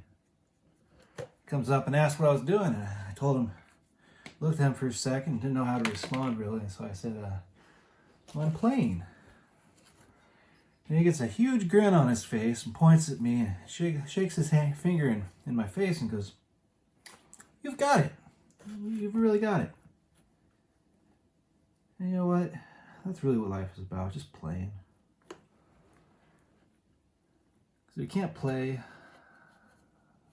all you're doing is working. And if everything to you is work, it's not going to be any fun. Yeah, I'm liking how that's looking now.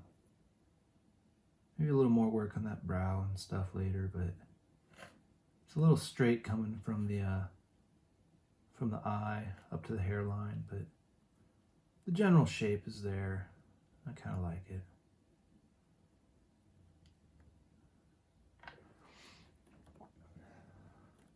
Might want to round out that little ridge right there at the bottom of the eye socket. Maybe I'll do that right now. Just kind of climb in there with the engraver, turned way up on its side again. I'm going to start top, start with a big angle and work down. Yeah, I like that a little more. Okay, we have all this space down here we need to really start to bring together.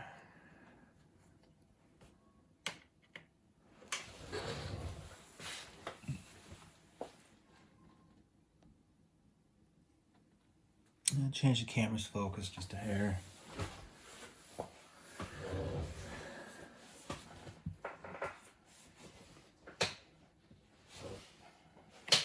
So now it's sort of the teeth we're going to work on.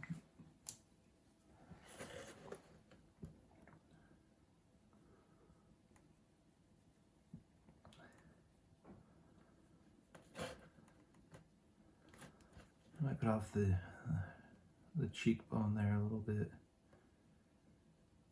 Just want to kind of darken in that jaw area. You know, I think I got ahead of myself just a little bit because we've got the lip marking right here. You don't really want those lips in it.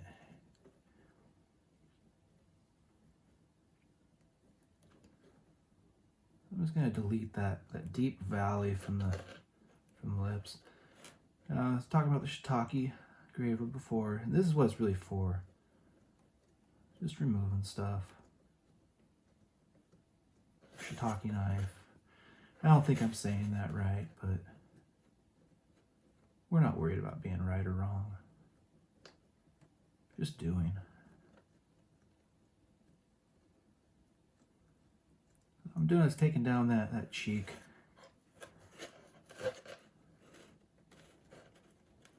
Flattening this out so I've got a nice canvas to work with. So I'm going to start there in that deep spot and kind of blend it back.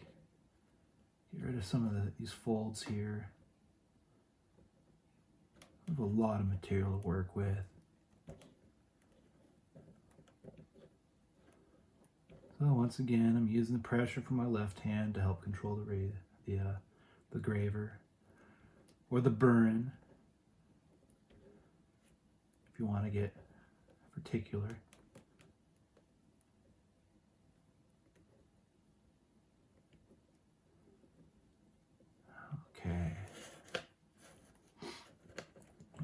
it so I get a better view in my microscope.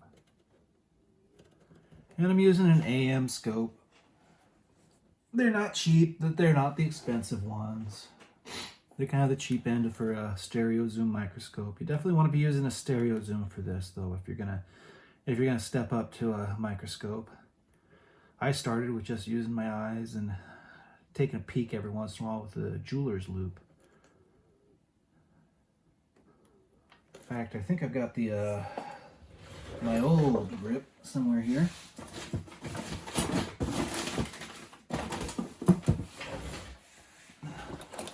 Here we go. That's what I started working with.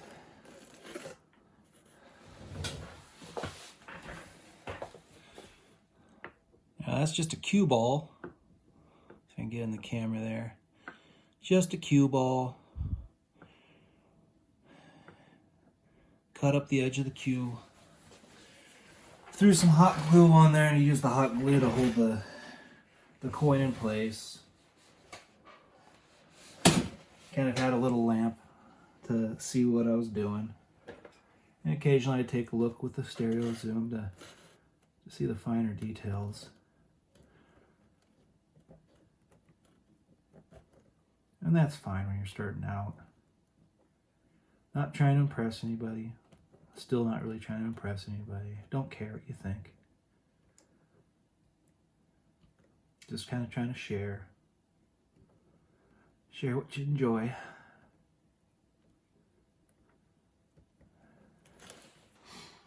Okay, I've got most of that cheek gone. We still have a pretty deep line there, right along the where the lips meet. So I'm just gonna go deep enough to delete that line, and then I'll feather out what I need to make it work. Okay. Move some of this down a little bit. Don't need that much material there. Flipping the graver. Just gonna scrape.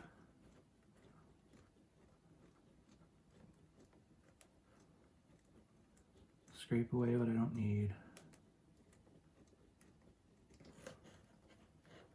I got a pretty deep valley right there.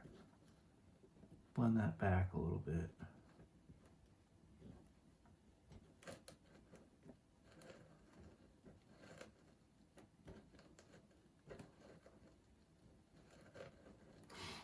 Now I'm not really blending back too far because I'm going to have the mandible here, and the teeth tend to sit inside of that bone structure.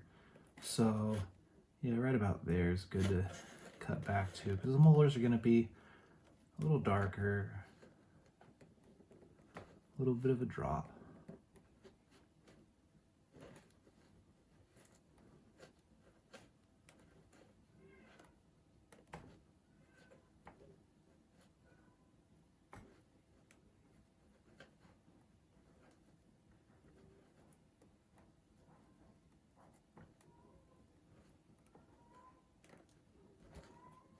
Oh, and she's yowling away up there upstairs. They have food in their bowl. They're just lonely. Probably playing with one of their mouse toys. Sweet little kitties.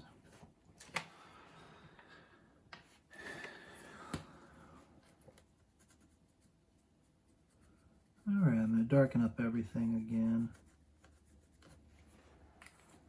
Get an idea what we're working with. Actually, I'm gonna burnish, I think it's called, a little bit. Take away some of the brightness. Because the reflection on that smooth surface really makes it hard to tell depth in the stereo zoom. I'm gonna scratch it up.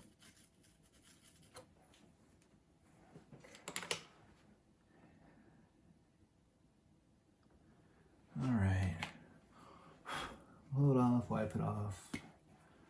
I'll soak it real nice with the ink.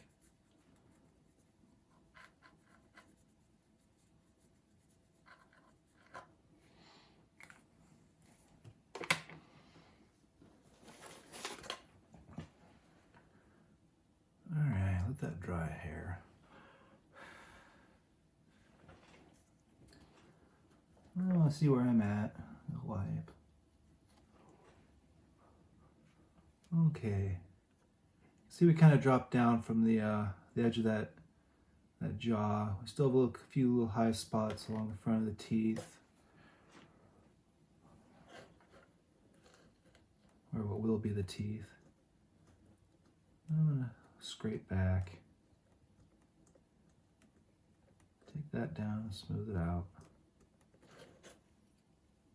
It's kind of rounding off that high spot. I'm gonna come from right here and just kind of push across. Find the happy median.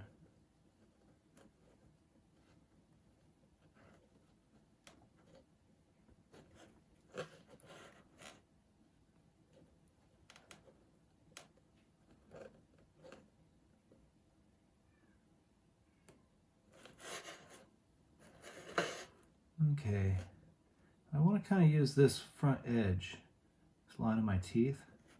So I'm going to do a fairly deep cut right there. As you can see, I cut in pretty deep and then I turned it in. Let's see how that looks. I'm just trying to get a flat front edge. Okay, that looks pretty good. Pretty good. Like that. Flatten that out a little bit.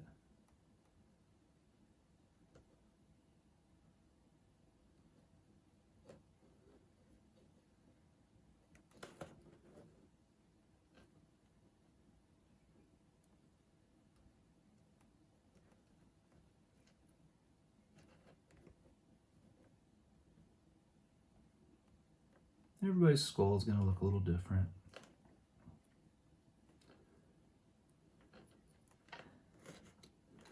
I'm just looking across the different skull carvers. I've got Sean Hughes does skulls sometimes. They're real popular. So everybody does some. Then you got Jerry Morales. He does great skulls. Really nice teeth. Same with Dead Man Jeweler. But all their teeth are a little different.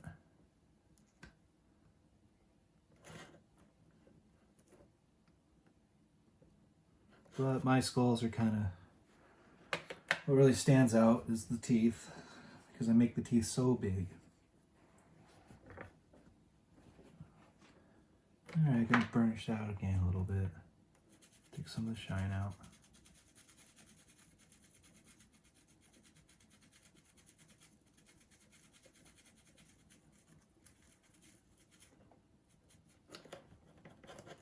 Wipe it with my finger.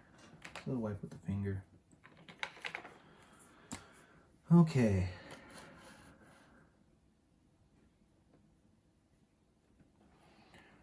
I just want to darken in right there on where the teeth are going to go.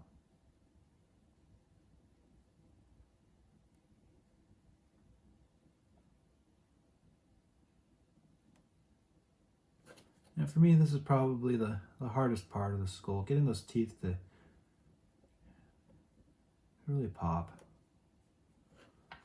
But once again, I'm not trying to make them look authentic. Really don't care about anatomical correctness. None of that.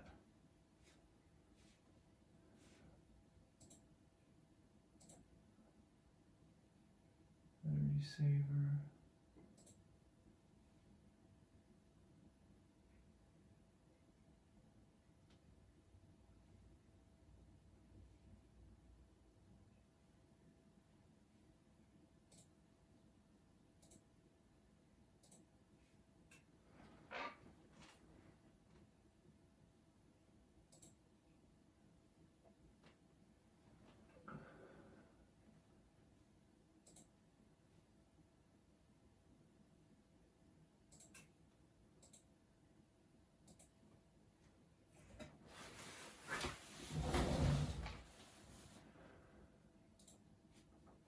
There we go. Turned off the screensaver so I can see my the skull I'm using from Shutterstock to go by.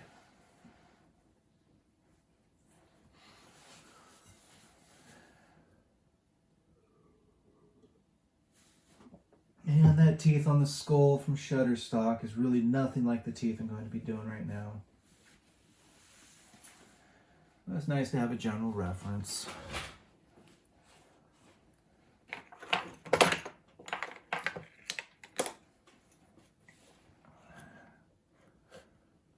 Okay.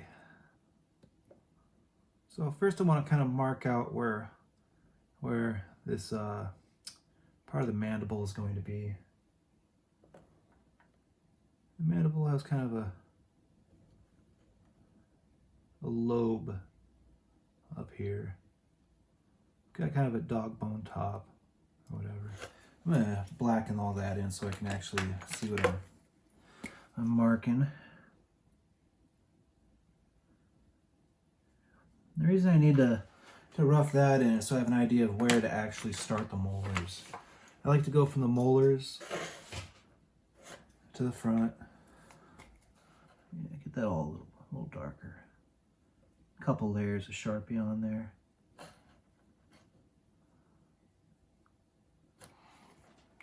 Looks like he's kind of bearded.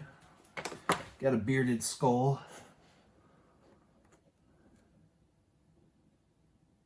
We're just having fun.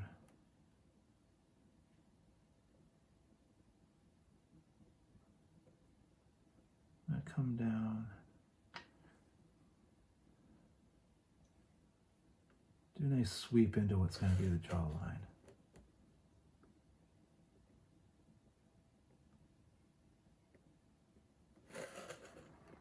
And I think I'm going to bring this up a little bit. Excuse me. Excuse me.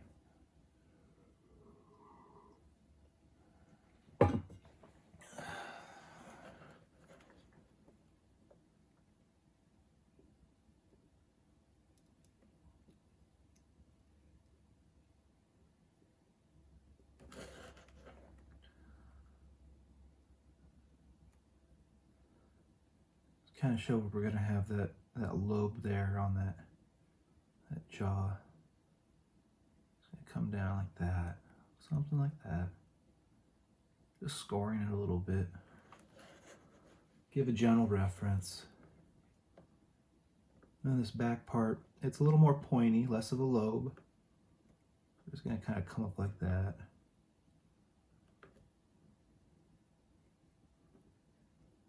And we're going to have more, take off more of that right there.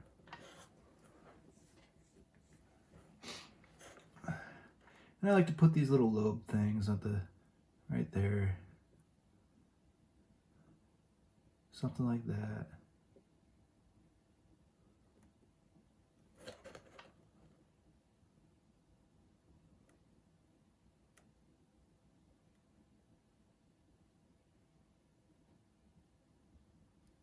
Have that come up a little bit. I'm going to go a little further down with that jaw.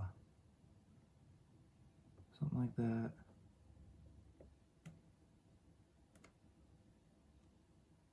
Somewhere there. Not being real particular right now. Nice and dry too.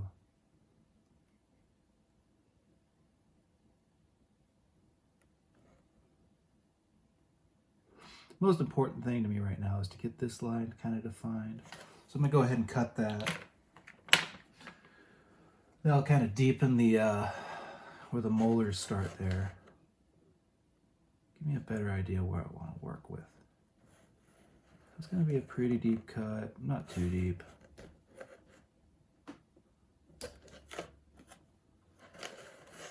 Get that like that.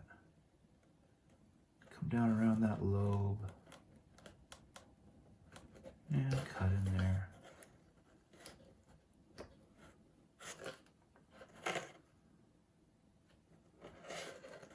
And I'm not sure how I really developed this style. I think it's just because I started going with very limited amplification. I started with just doing coins with the that cue ball I showed you. Then later I got the vise, and after I got the vise, I had a magnifying light, kind of thing you'd use for sewing, or got it from a hobby store, a little cheap thing. Then I sold a few coins online and raised the money to get my nice stereo zoom microscope. So now that we've cut that, we've got a bit of a ridge right here. I'm gonna shave that down just a little bit.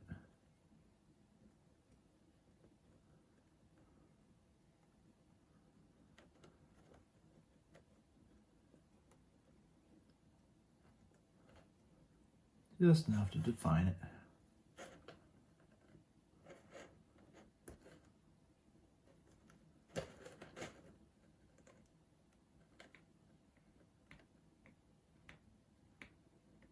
And push some of that back.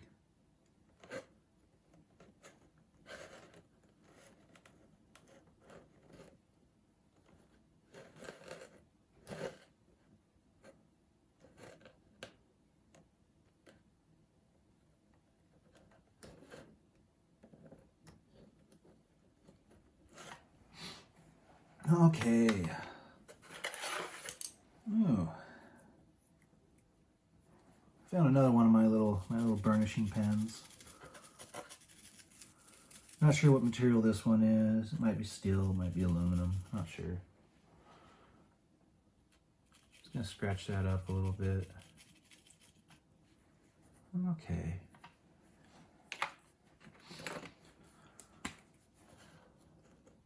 More to work with.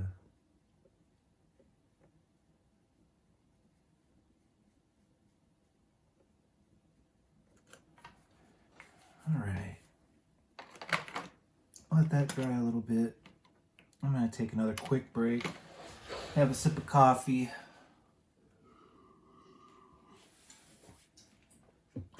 We'll start the video when I get going on these teeth here. Okay, we're back. Time to start working on these teeth.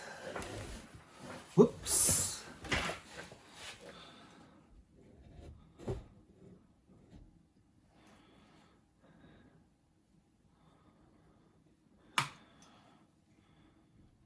Adjust the camera just a little bit.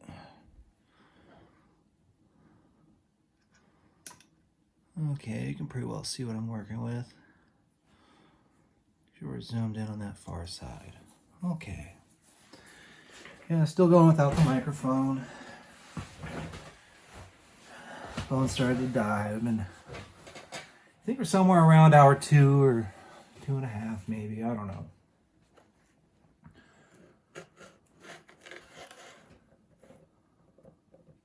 But now, you start defining these teeth a little bit.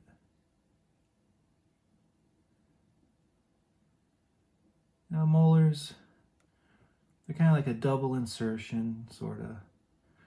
They've got those 4 prongs or whatever.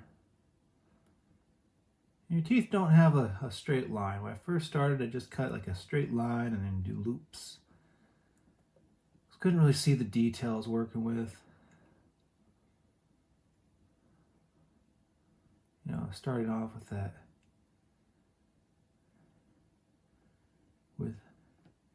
Without much equipment. Should get a lot better view when I get that nice microscope camera that'll sit in the microscope.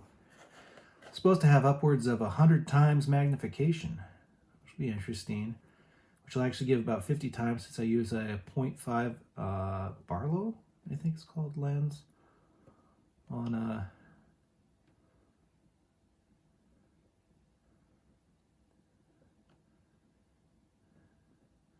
my microscope.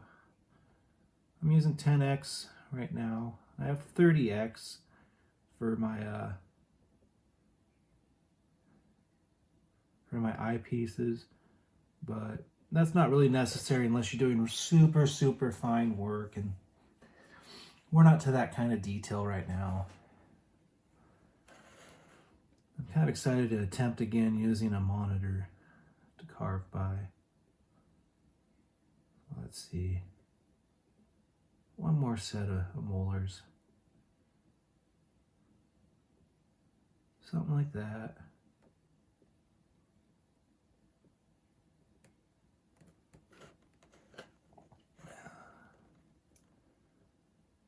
Now we're going to the kind of up by the where the canines kind of start. So they're going to insert a little bit higher, come down. These teeth kind of have a little point to them. We're just roughing out the shapes there. Down a little bit lower. These kind of have a singular loop where they insert into the jawline. Hi, Princess. You checking up on me again? I was just petting you a minute ago. You need some more lovin's? Oh, she's a sweetheart. The wife chose very well when she picked out our kitties. Very well indeed.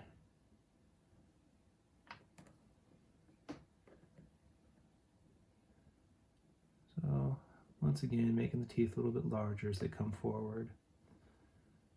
It's been a long time since I did teeth. A long time since I did any coin. Oh, going into that other coin just a little too much.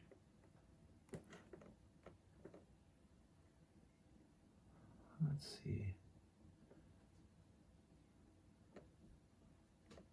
I think this will be a defined canine right here. That'll be the last of the sharp pointed teeth, really. And actually the teeth are sitting pretty high there. I feel like I should have brought them down just a hair. We'll go ahead and make these teeth right here a little taller. Just a little bit taller. Bring those down just a bit.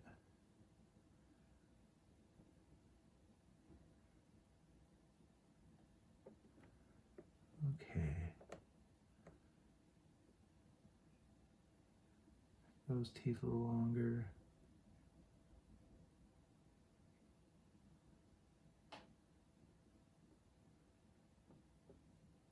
That come down a little bit more, yeah. Like I said, my teeth aren't very anatomically correct. None of this is really anatomically correct. Just real rough.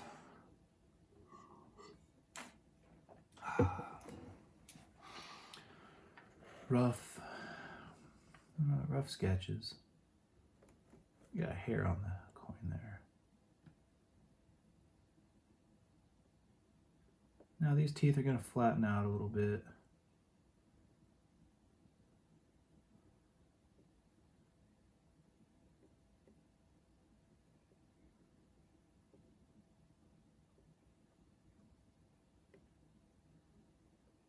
And there we go. Kind of one more tooth there. You don't want real straight teeth. You want them to be a little bit jagged because you want it to have a little character. But really it's about whatever you want. Okay, sort of have it roughed out and scratched in. I'm going to go ahead and blacken it and do that again.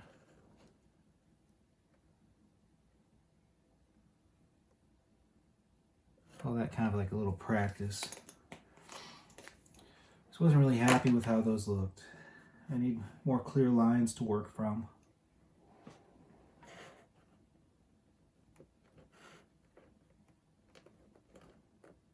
Okay.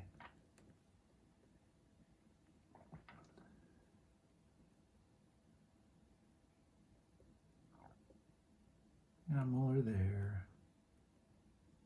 Have a molar there.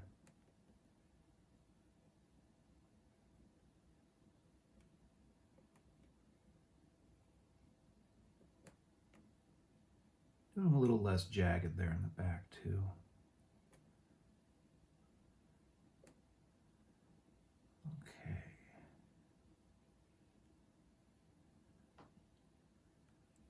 Another set of those munching teeth.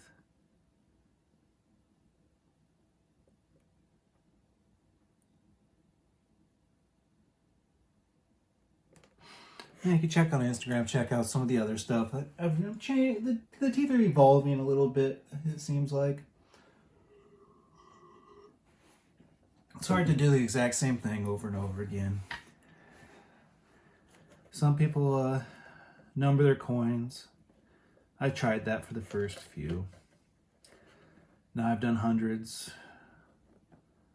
No way of counting how many I've done. I've given away so many coins.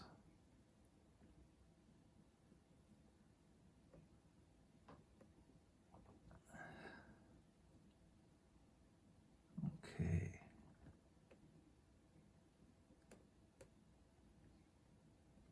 Now we're getting those taller teeth.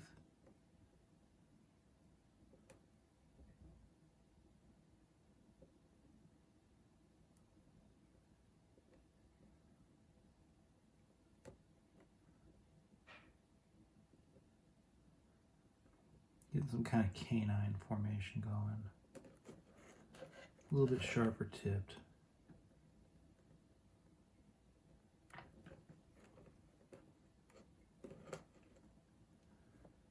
And these front teeth, they're going to be flat tipped.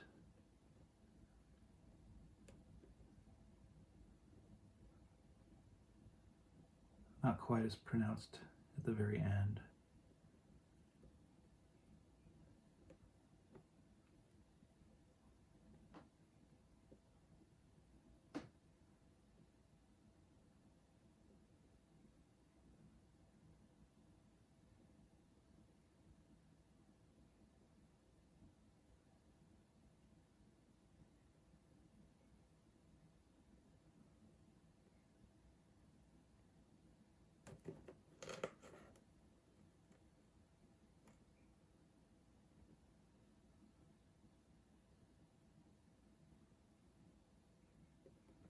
A little bit shaky, probably from that whole pot of coffee I've pretty much had. I'm coming down about the last cup or so. Stole the wife's Yeti, but I bought it for her, so it's a gift. So I feel like that gives me a chance to steal it every once in a while, just to kind of use it. Now, this is kind of a round graver that I've been using for marking out the teeth. Somewhere here I've got a little bit less of a round one. Kind of a sharper tip.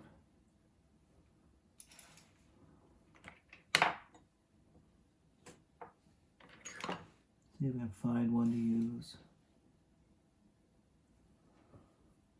What do I want to use? I'm going to want kind of a V-shaped one. So I'm going to go ahead and turn off the camera for a minute while I try to find the right tool for this. Okay, so I found my industrial sewing needle engraver that was kind of a V blade on it. The other one I was kind of playing with wasn't a V. It was just kind of a round graver. This one I had to sharpen up a little bit. Just got a tiny little point there. Almost can't tell by the naked eye what part of the graver to use, so I got to look at it underneath the microscope to figure out what I'm working with. And I was using my my sharpening stone, which was another gift by Rolo, who's now gone. It's pretty sad, but he's gone to a better place, wherever that might be. Okay, so I'm kind of turning the coin.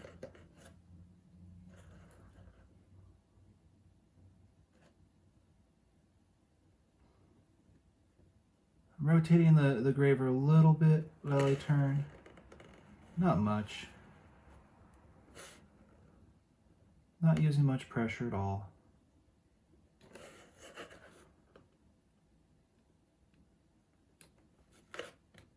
My nail will kind of pop that off. Grab the flat graver. Just kind of get that little burr out of there. There we go. Now, right now, I'm just trying to get the shape of the upper teeth, and that's the line that's going to differentiate one tooth from the next, and a little bit of that insertion point. So we're just doing kind of an outline on them. Doesn't have to be real accurate, but a slip here could really mess up a tooth. Back this way. I'll bring that to meet.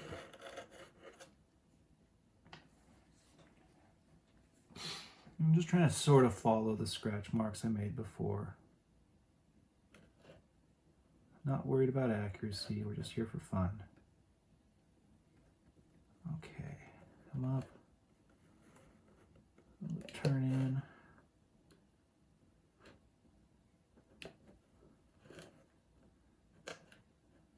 Turn this just a little bit. These teeth are going to take quite a while. They're pretty intricate.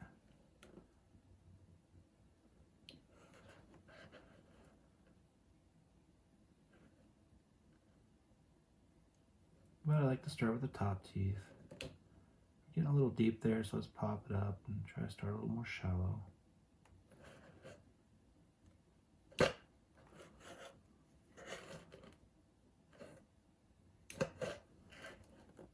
Not trying to really cut across there. Just a little pick at it a little bit with the graver.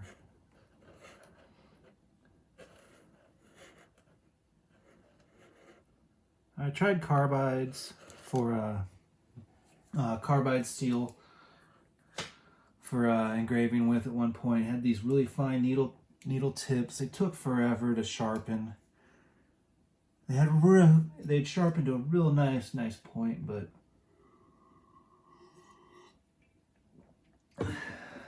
carbide's strong and brittle,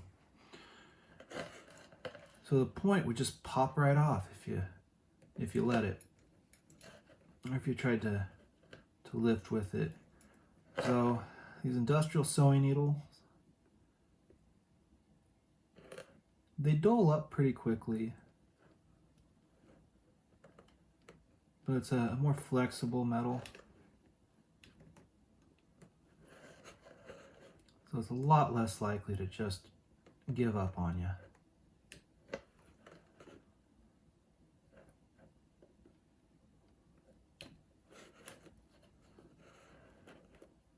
There we go. This a little bit. Come up right there.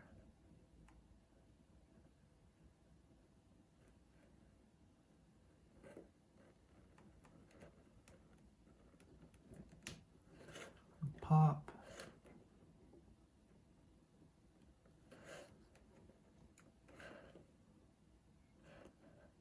This one. And give it a little round top. There we go. Now this tooth I'm going to make a little bit more wide than what I had marked out. Like that. And rotate in. A little bit of a sharp top on that one. I'll just kind of round it out a little more. Kind of putting the tip in, and just kind of pushing the metal around.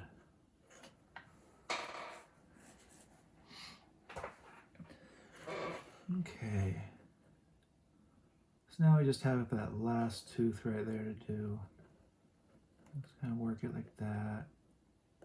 And pop. Come back and shape that later. Okay, now we have the lower teeth to do. I'm gonna adjust the vise a little bit so I don't have to move the scope around too much. Check and make sure you got a nice view of what's going on. And okay, I'm gonna need to move the camera.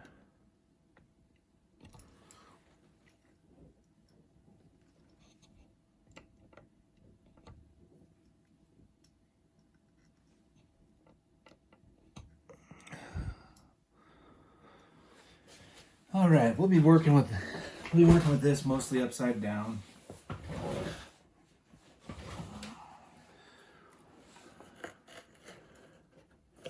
Same thing as on the top. I gotta figure out where my tip is. There we go.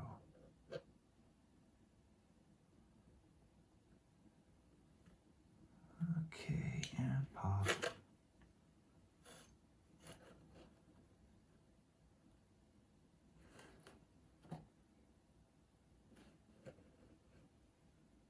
Like this.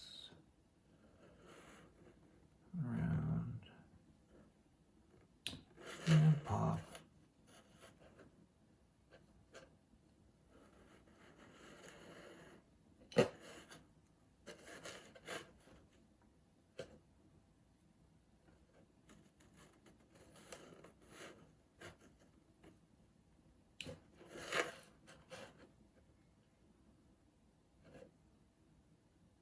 Let's shape that a little bit more. There we go. There.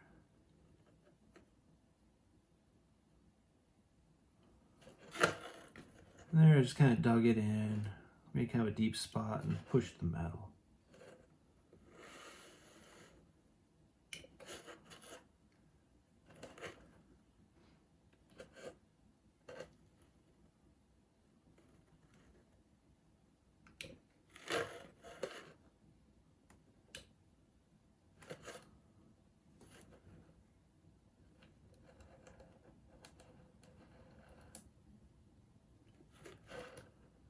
A little far for that one, but that's okay. There are no mistakes, just happy little accidents. Okay. Now I'm not trying to line up these teeth exactly. You look in the mirror, your teeth don't exactly match up unless you've had a bunch of dental work. Most people have a little crowding here, a little gap there. It's all good. We're all different. Just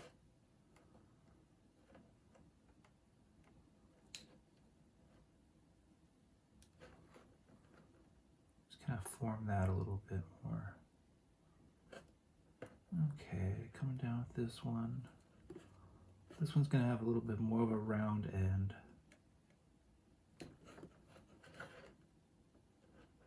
Just make him a little different than his neighbors. Just a little bit.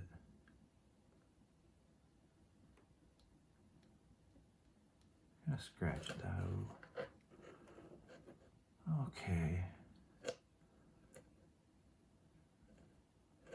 Come down like that. It's gonna have a little bit of a sharper turn, just because it's getting towards the front of the mouth, and these teeth are actually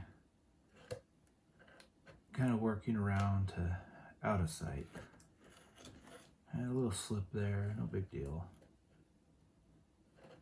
Now this one, I'm not even gonna do the front. I'm actually gonna cut that back and slim this one up a little bit.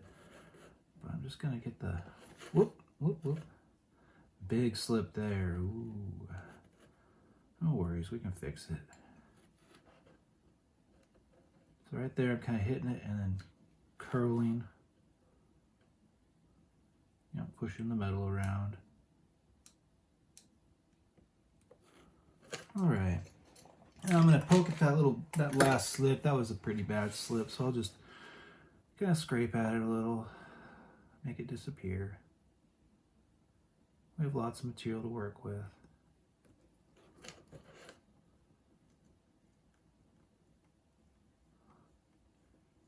of scrape away there. See if I've got any little burrs and stuff to knock off. Got any real high points.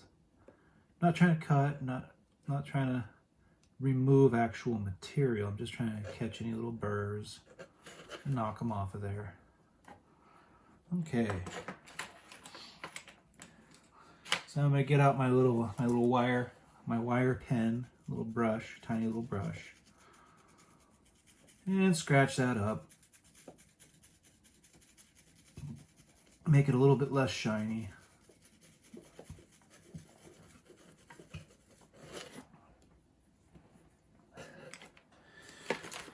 And back to the Sharpie. Love to get some free Sharpies. In fact, used to find them at Joann's. It's a brand called Sakura, I believe.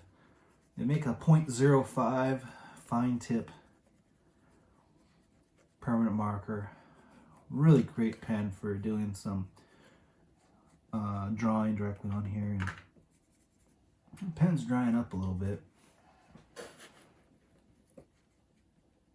If I can press, dab a little bit, get some of that ink right down in there. Pen tip's drying up. Might be time for a new Sharpie. You hear me, Sharpie? I really like the Sakura pens. Work really well. Adjust the camera just a touch. Okay, I think you can see what we're doing there.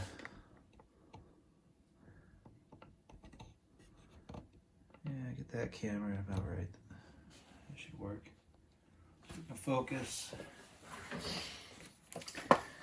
Yeah, using an iPhone for little tiny details like this isn't great.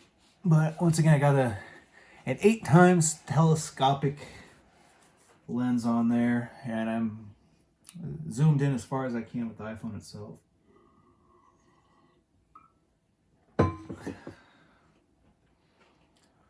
So, go ahead and wipe off.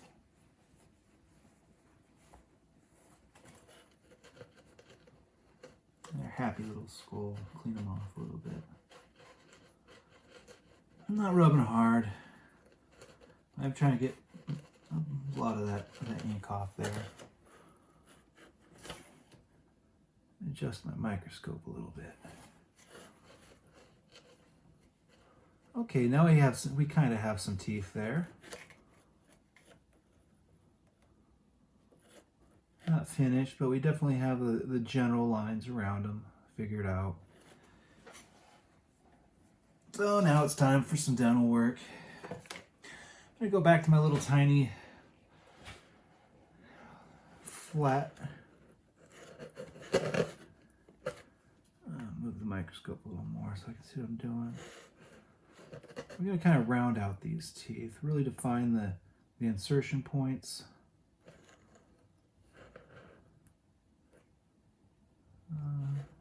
Just going to put a little dent there, a little indent there. That one needs a little bit more. I'm not actually removing the material right now. I'm just kind of pushing it, making a little ridge at the top of the teeth. A little indent from the front there. There we go. Now I'm going to define that edge between the lower teeth and the top teeth. Now top teeth generally sit over the lower teeth. So I'm just going to kind of cut. I'm not really pushing the engraver. I'm just kind of rolling it.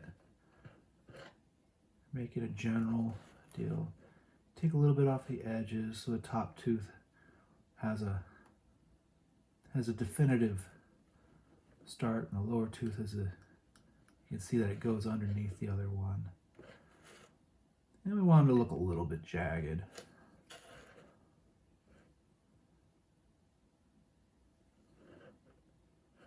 Yeah, just a little bit. Right there a little bit. Give the guy some chips. I don't know about you, but I've chipped my teeth so many times. And I figure my mug's gonna be a real interesting skull by the time I pass.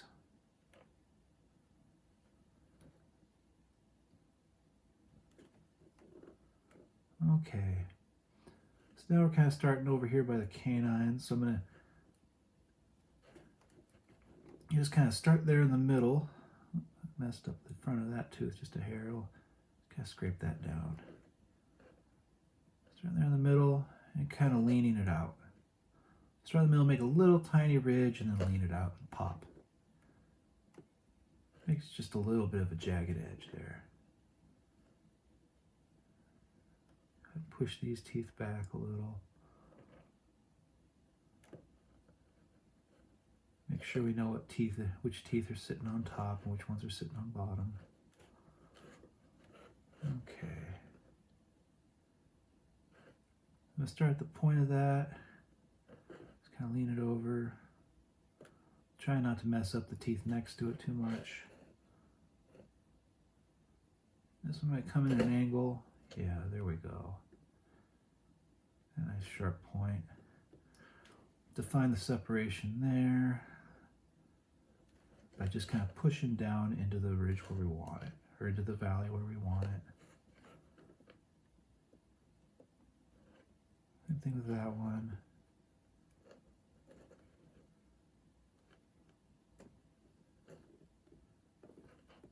I'm going to chip that tooth up a little bit, just give it a little something. These are the last couple. Let that one kind of hang out. A little much. I'm going to take the edge of this tooth back just a hair. Show that the teeth aren't lined up. Make that top tooth kind of stick out a little. There we go. I'm going to start down here and kind of come up to this one and lift.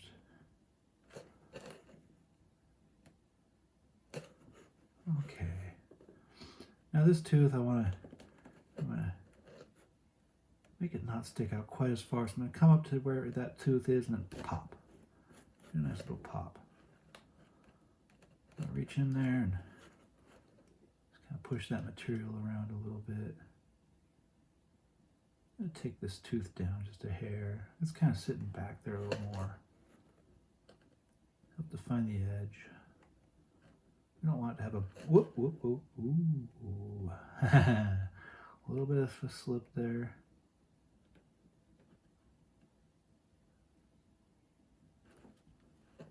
Kind of work that back. There we go. That's starting to look about right. All right, now I want to identify the edge of that tooth a little bit more. Separate it from the background. Come like that and pop.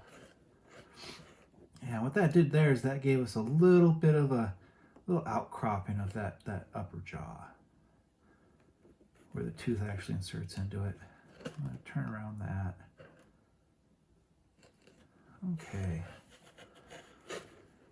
Yeah, we got a little slippage right there. Let's make that disappear. Make it go away. Yeah. That's nice.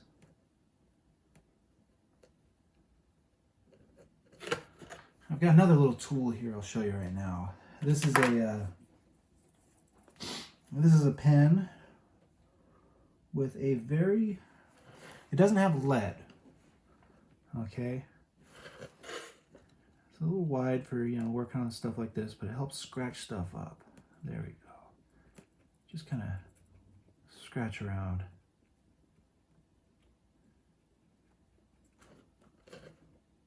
I'm not sure if it's actually intended for polishing, for engineering parts or what, but it's got a pretty rough abrasive tip in there.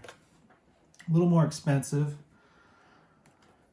but really helps for stuff like that. Put some scratches on there and make things disappear. I'm gonna use this brass pen, just kind of really scrub that surface. Whoop. Our brass pen's falling apart. These are really cheap, super cheap. I think it was like $10 for a set of 3. Might be able to find them at Harbor Freight. I got them on eBay. I get a lot of my stuff on eBay. I'm just gonna scratch that up real nice.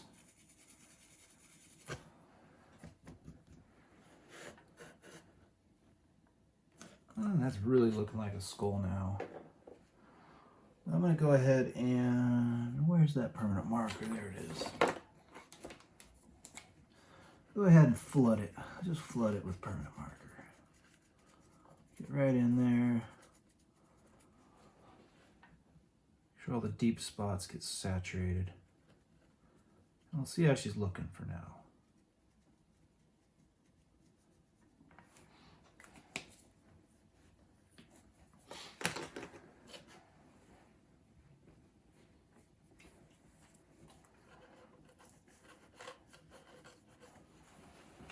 Okay. Looking pretty good. A few little points down there on the lower teeth. And clean up. I'm gonna go ahead and do that real quick. Check how the camera's seeing it. Yeah.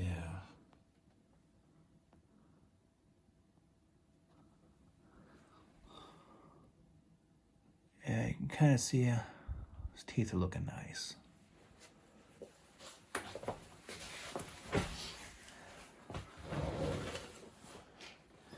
I'm gonna touch him up a little more though. We're not in a hurry.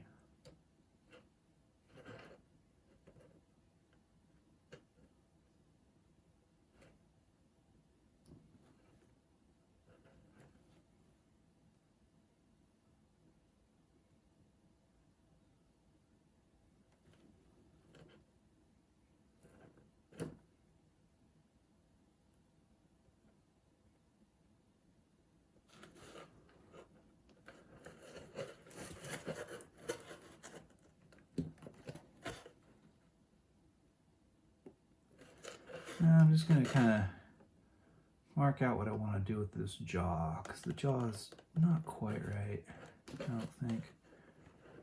Go.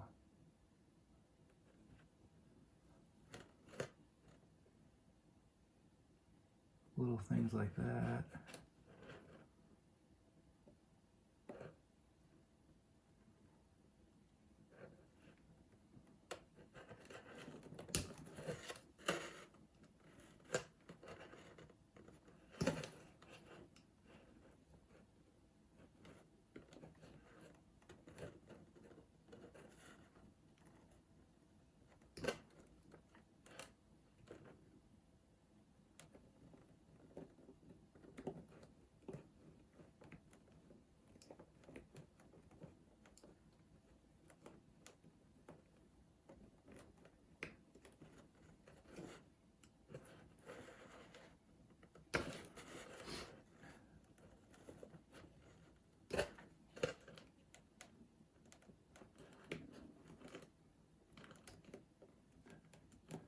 Made a bunch of little burrs, a bunch of little scratches there, so we're gonna work on those a little bit. This part right here, I want to lower that a little bit. Give that a little more definition. Or at least soften that edge just a little bit. There we go. Nose is bothering me a little bit.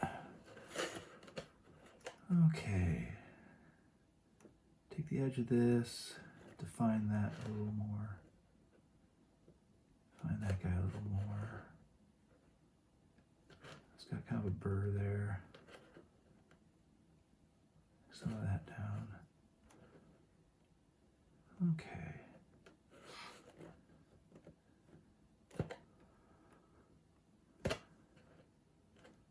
Find that spot just a hair more.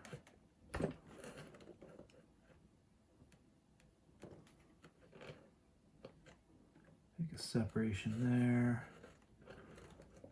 Now I think I want this to follow more like that. So I've got a scratch there to guide me a little bit. I'm going to dig deep with the edge of that and just kind of push and pop. And pop, there we go. Dig that down a little more.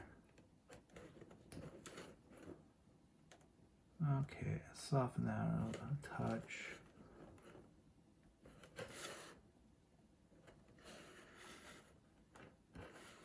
It's a pretty deep little hole we're digging there. You don't have to go as deep as I am.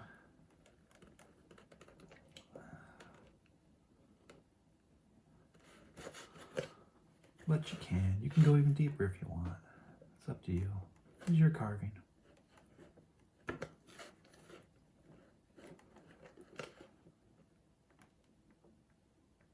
You can do what you want with your carving.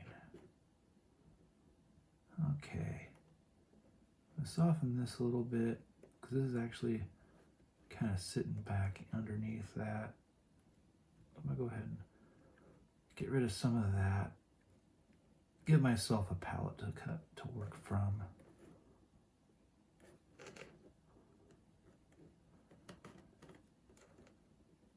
Okay. So now we got kind of a ball right there. I'm going to cut down, defining that ball on the front of that jaw. I'm going to go really deep right there. Real deep. Do a little bit of a wiggle cut and then I'm popping it. Come from this direction and pop it. Okay.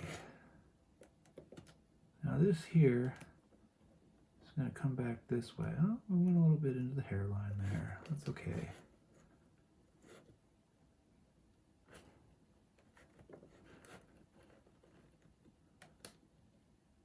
Like that. There we go.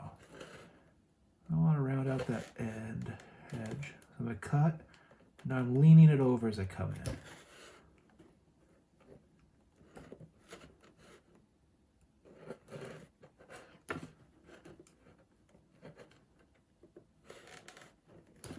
Now we're not being anatomically correct, of course.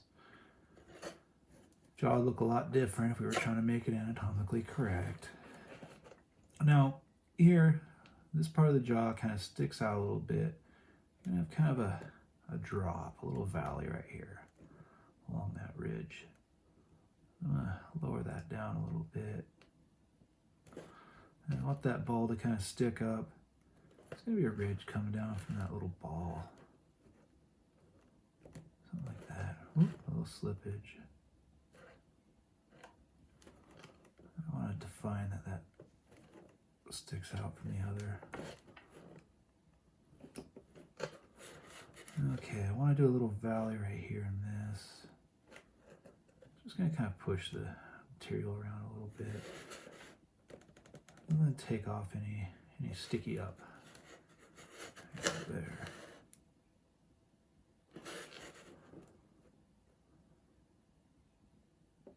And I feel like that should have a little more of a,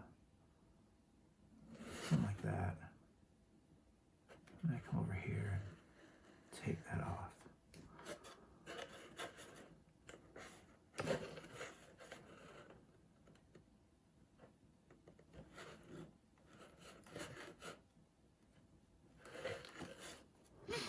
Okay, we do another little valley right here. Just give that jaw a little bit of texture. A little texture right there. A little ridge right there. All right. Now this kind of ridge thing comes over. And I think it's going to kind of end with this one. We're going to have a little ridge at the base of each of these teeth, just to give them a nice little insertion point into the jaw. So where it sort of swells up with the jaw, the bone structure. Make a little valley there between the teeth. Because teeth have roots. Yeah. Something like that.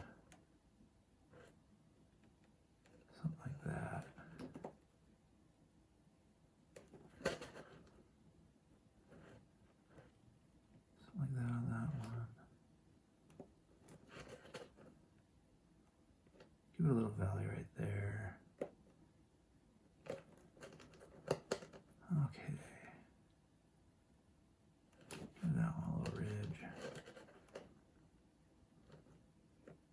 A little flat spot right there on the bone. And I'll do something right there.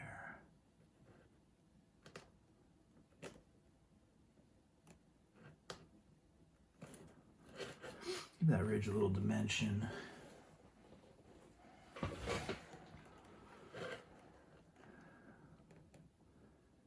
Okay, I'm going to come up here, kind of define a little bit right around that eye. A little ridge at the bottom of the eye. Just kind of scratching it a little bit.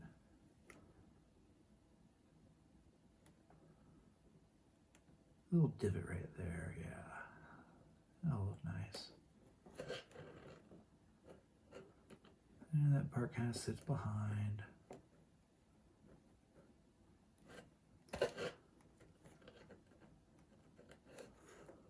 Okay, I want this to kind of lean back a little bit. There we go. Can't mess that up just a hair. I want that part of the brow to stick out a little more. Just kind of scrape, scrape. Maybe round out this. Yeah.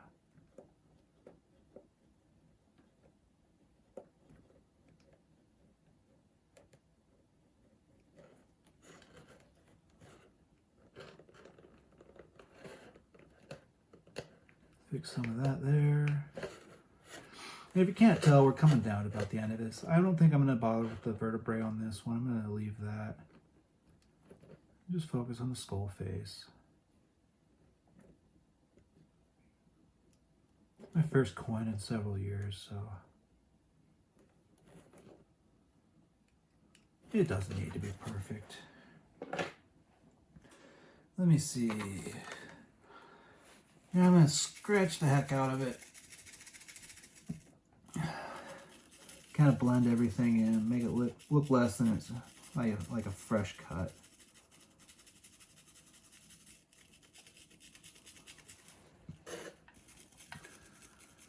Really get in there.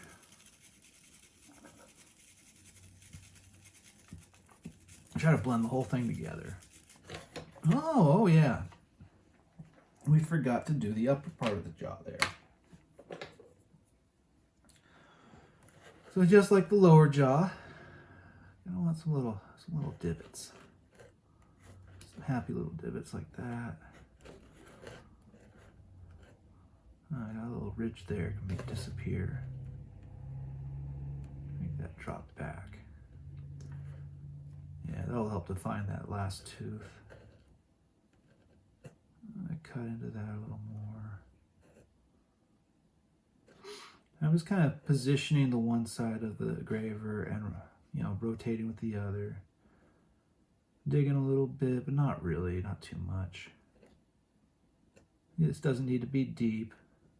Just want enough to kind of catch some color, distribute the light a little bit, make it appear like it's deep. That's the real thing with a bas relief.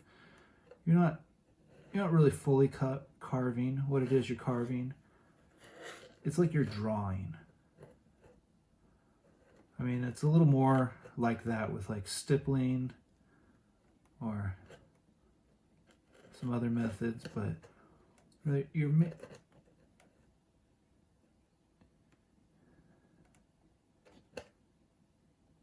making it look kind of like this or that. Not trying to, you know, do a real specific.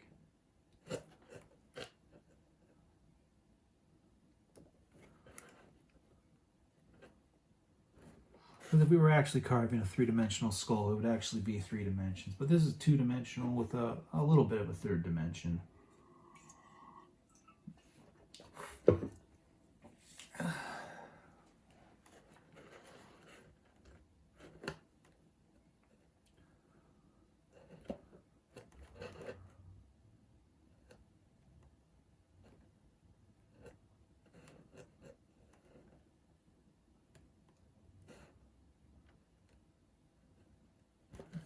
bridge together a little bit.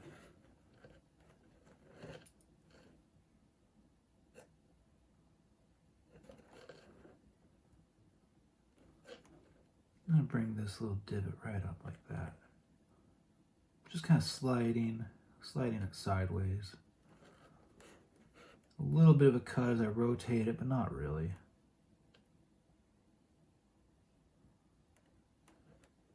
Same with this one. Just kind of slide it up. I'm going to go the other way. Try to widen the top of that a little. Get those burrs off of there.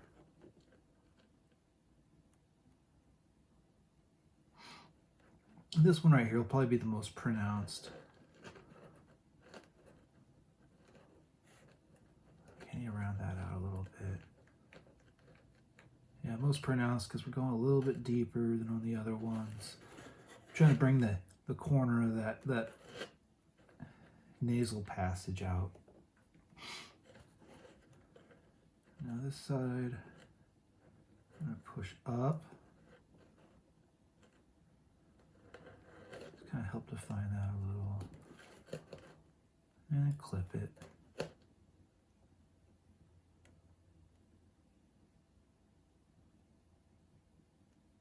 Kind of smooth out some of those little edges there. Got a burr right there to take down. And just kind of push right there and pop up. That's where it's folded over a little bit from earlier.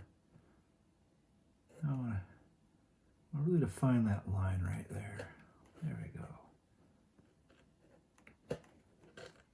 Make that kind of stick up a little more.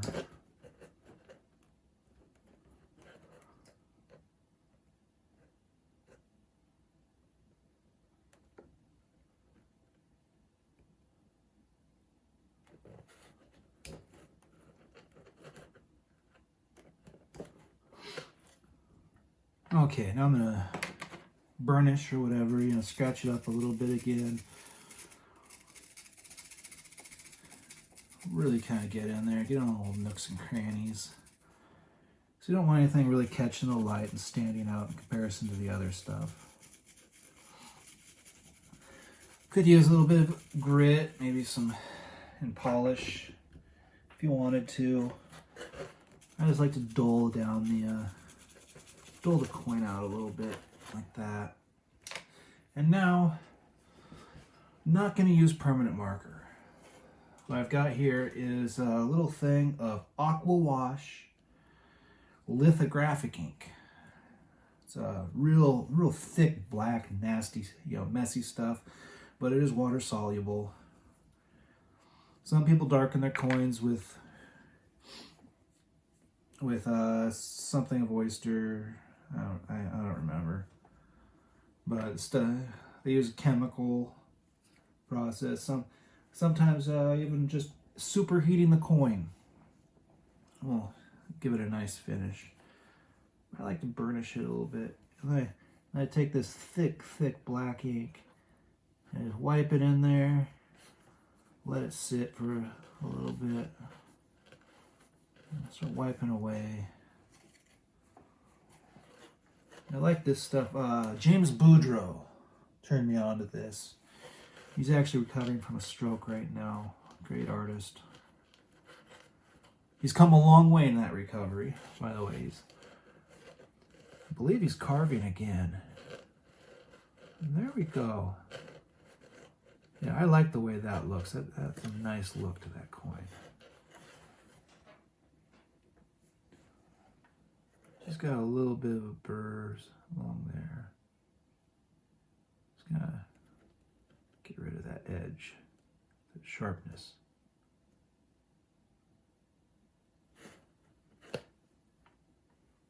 Okay.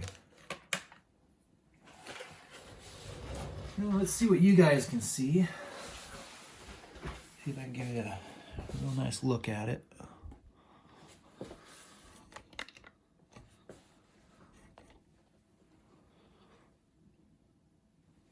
And that's how to carve a skull. So thanks for following with me. Maybe we'll try something else next time. I don't know. We'll see. But that's how Dead Man Salad carves a skull coin. Kind of rotate that around, see how it looks. Yep, that's pretty much it. Thanks for watching. Have a good day.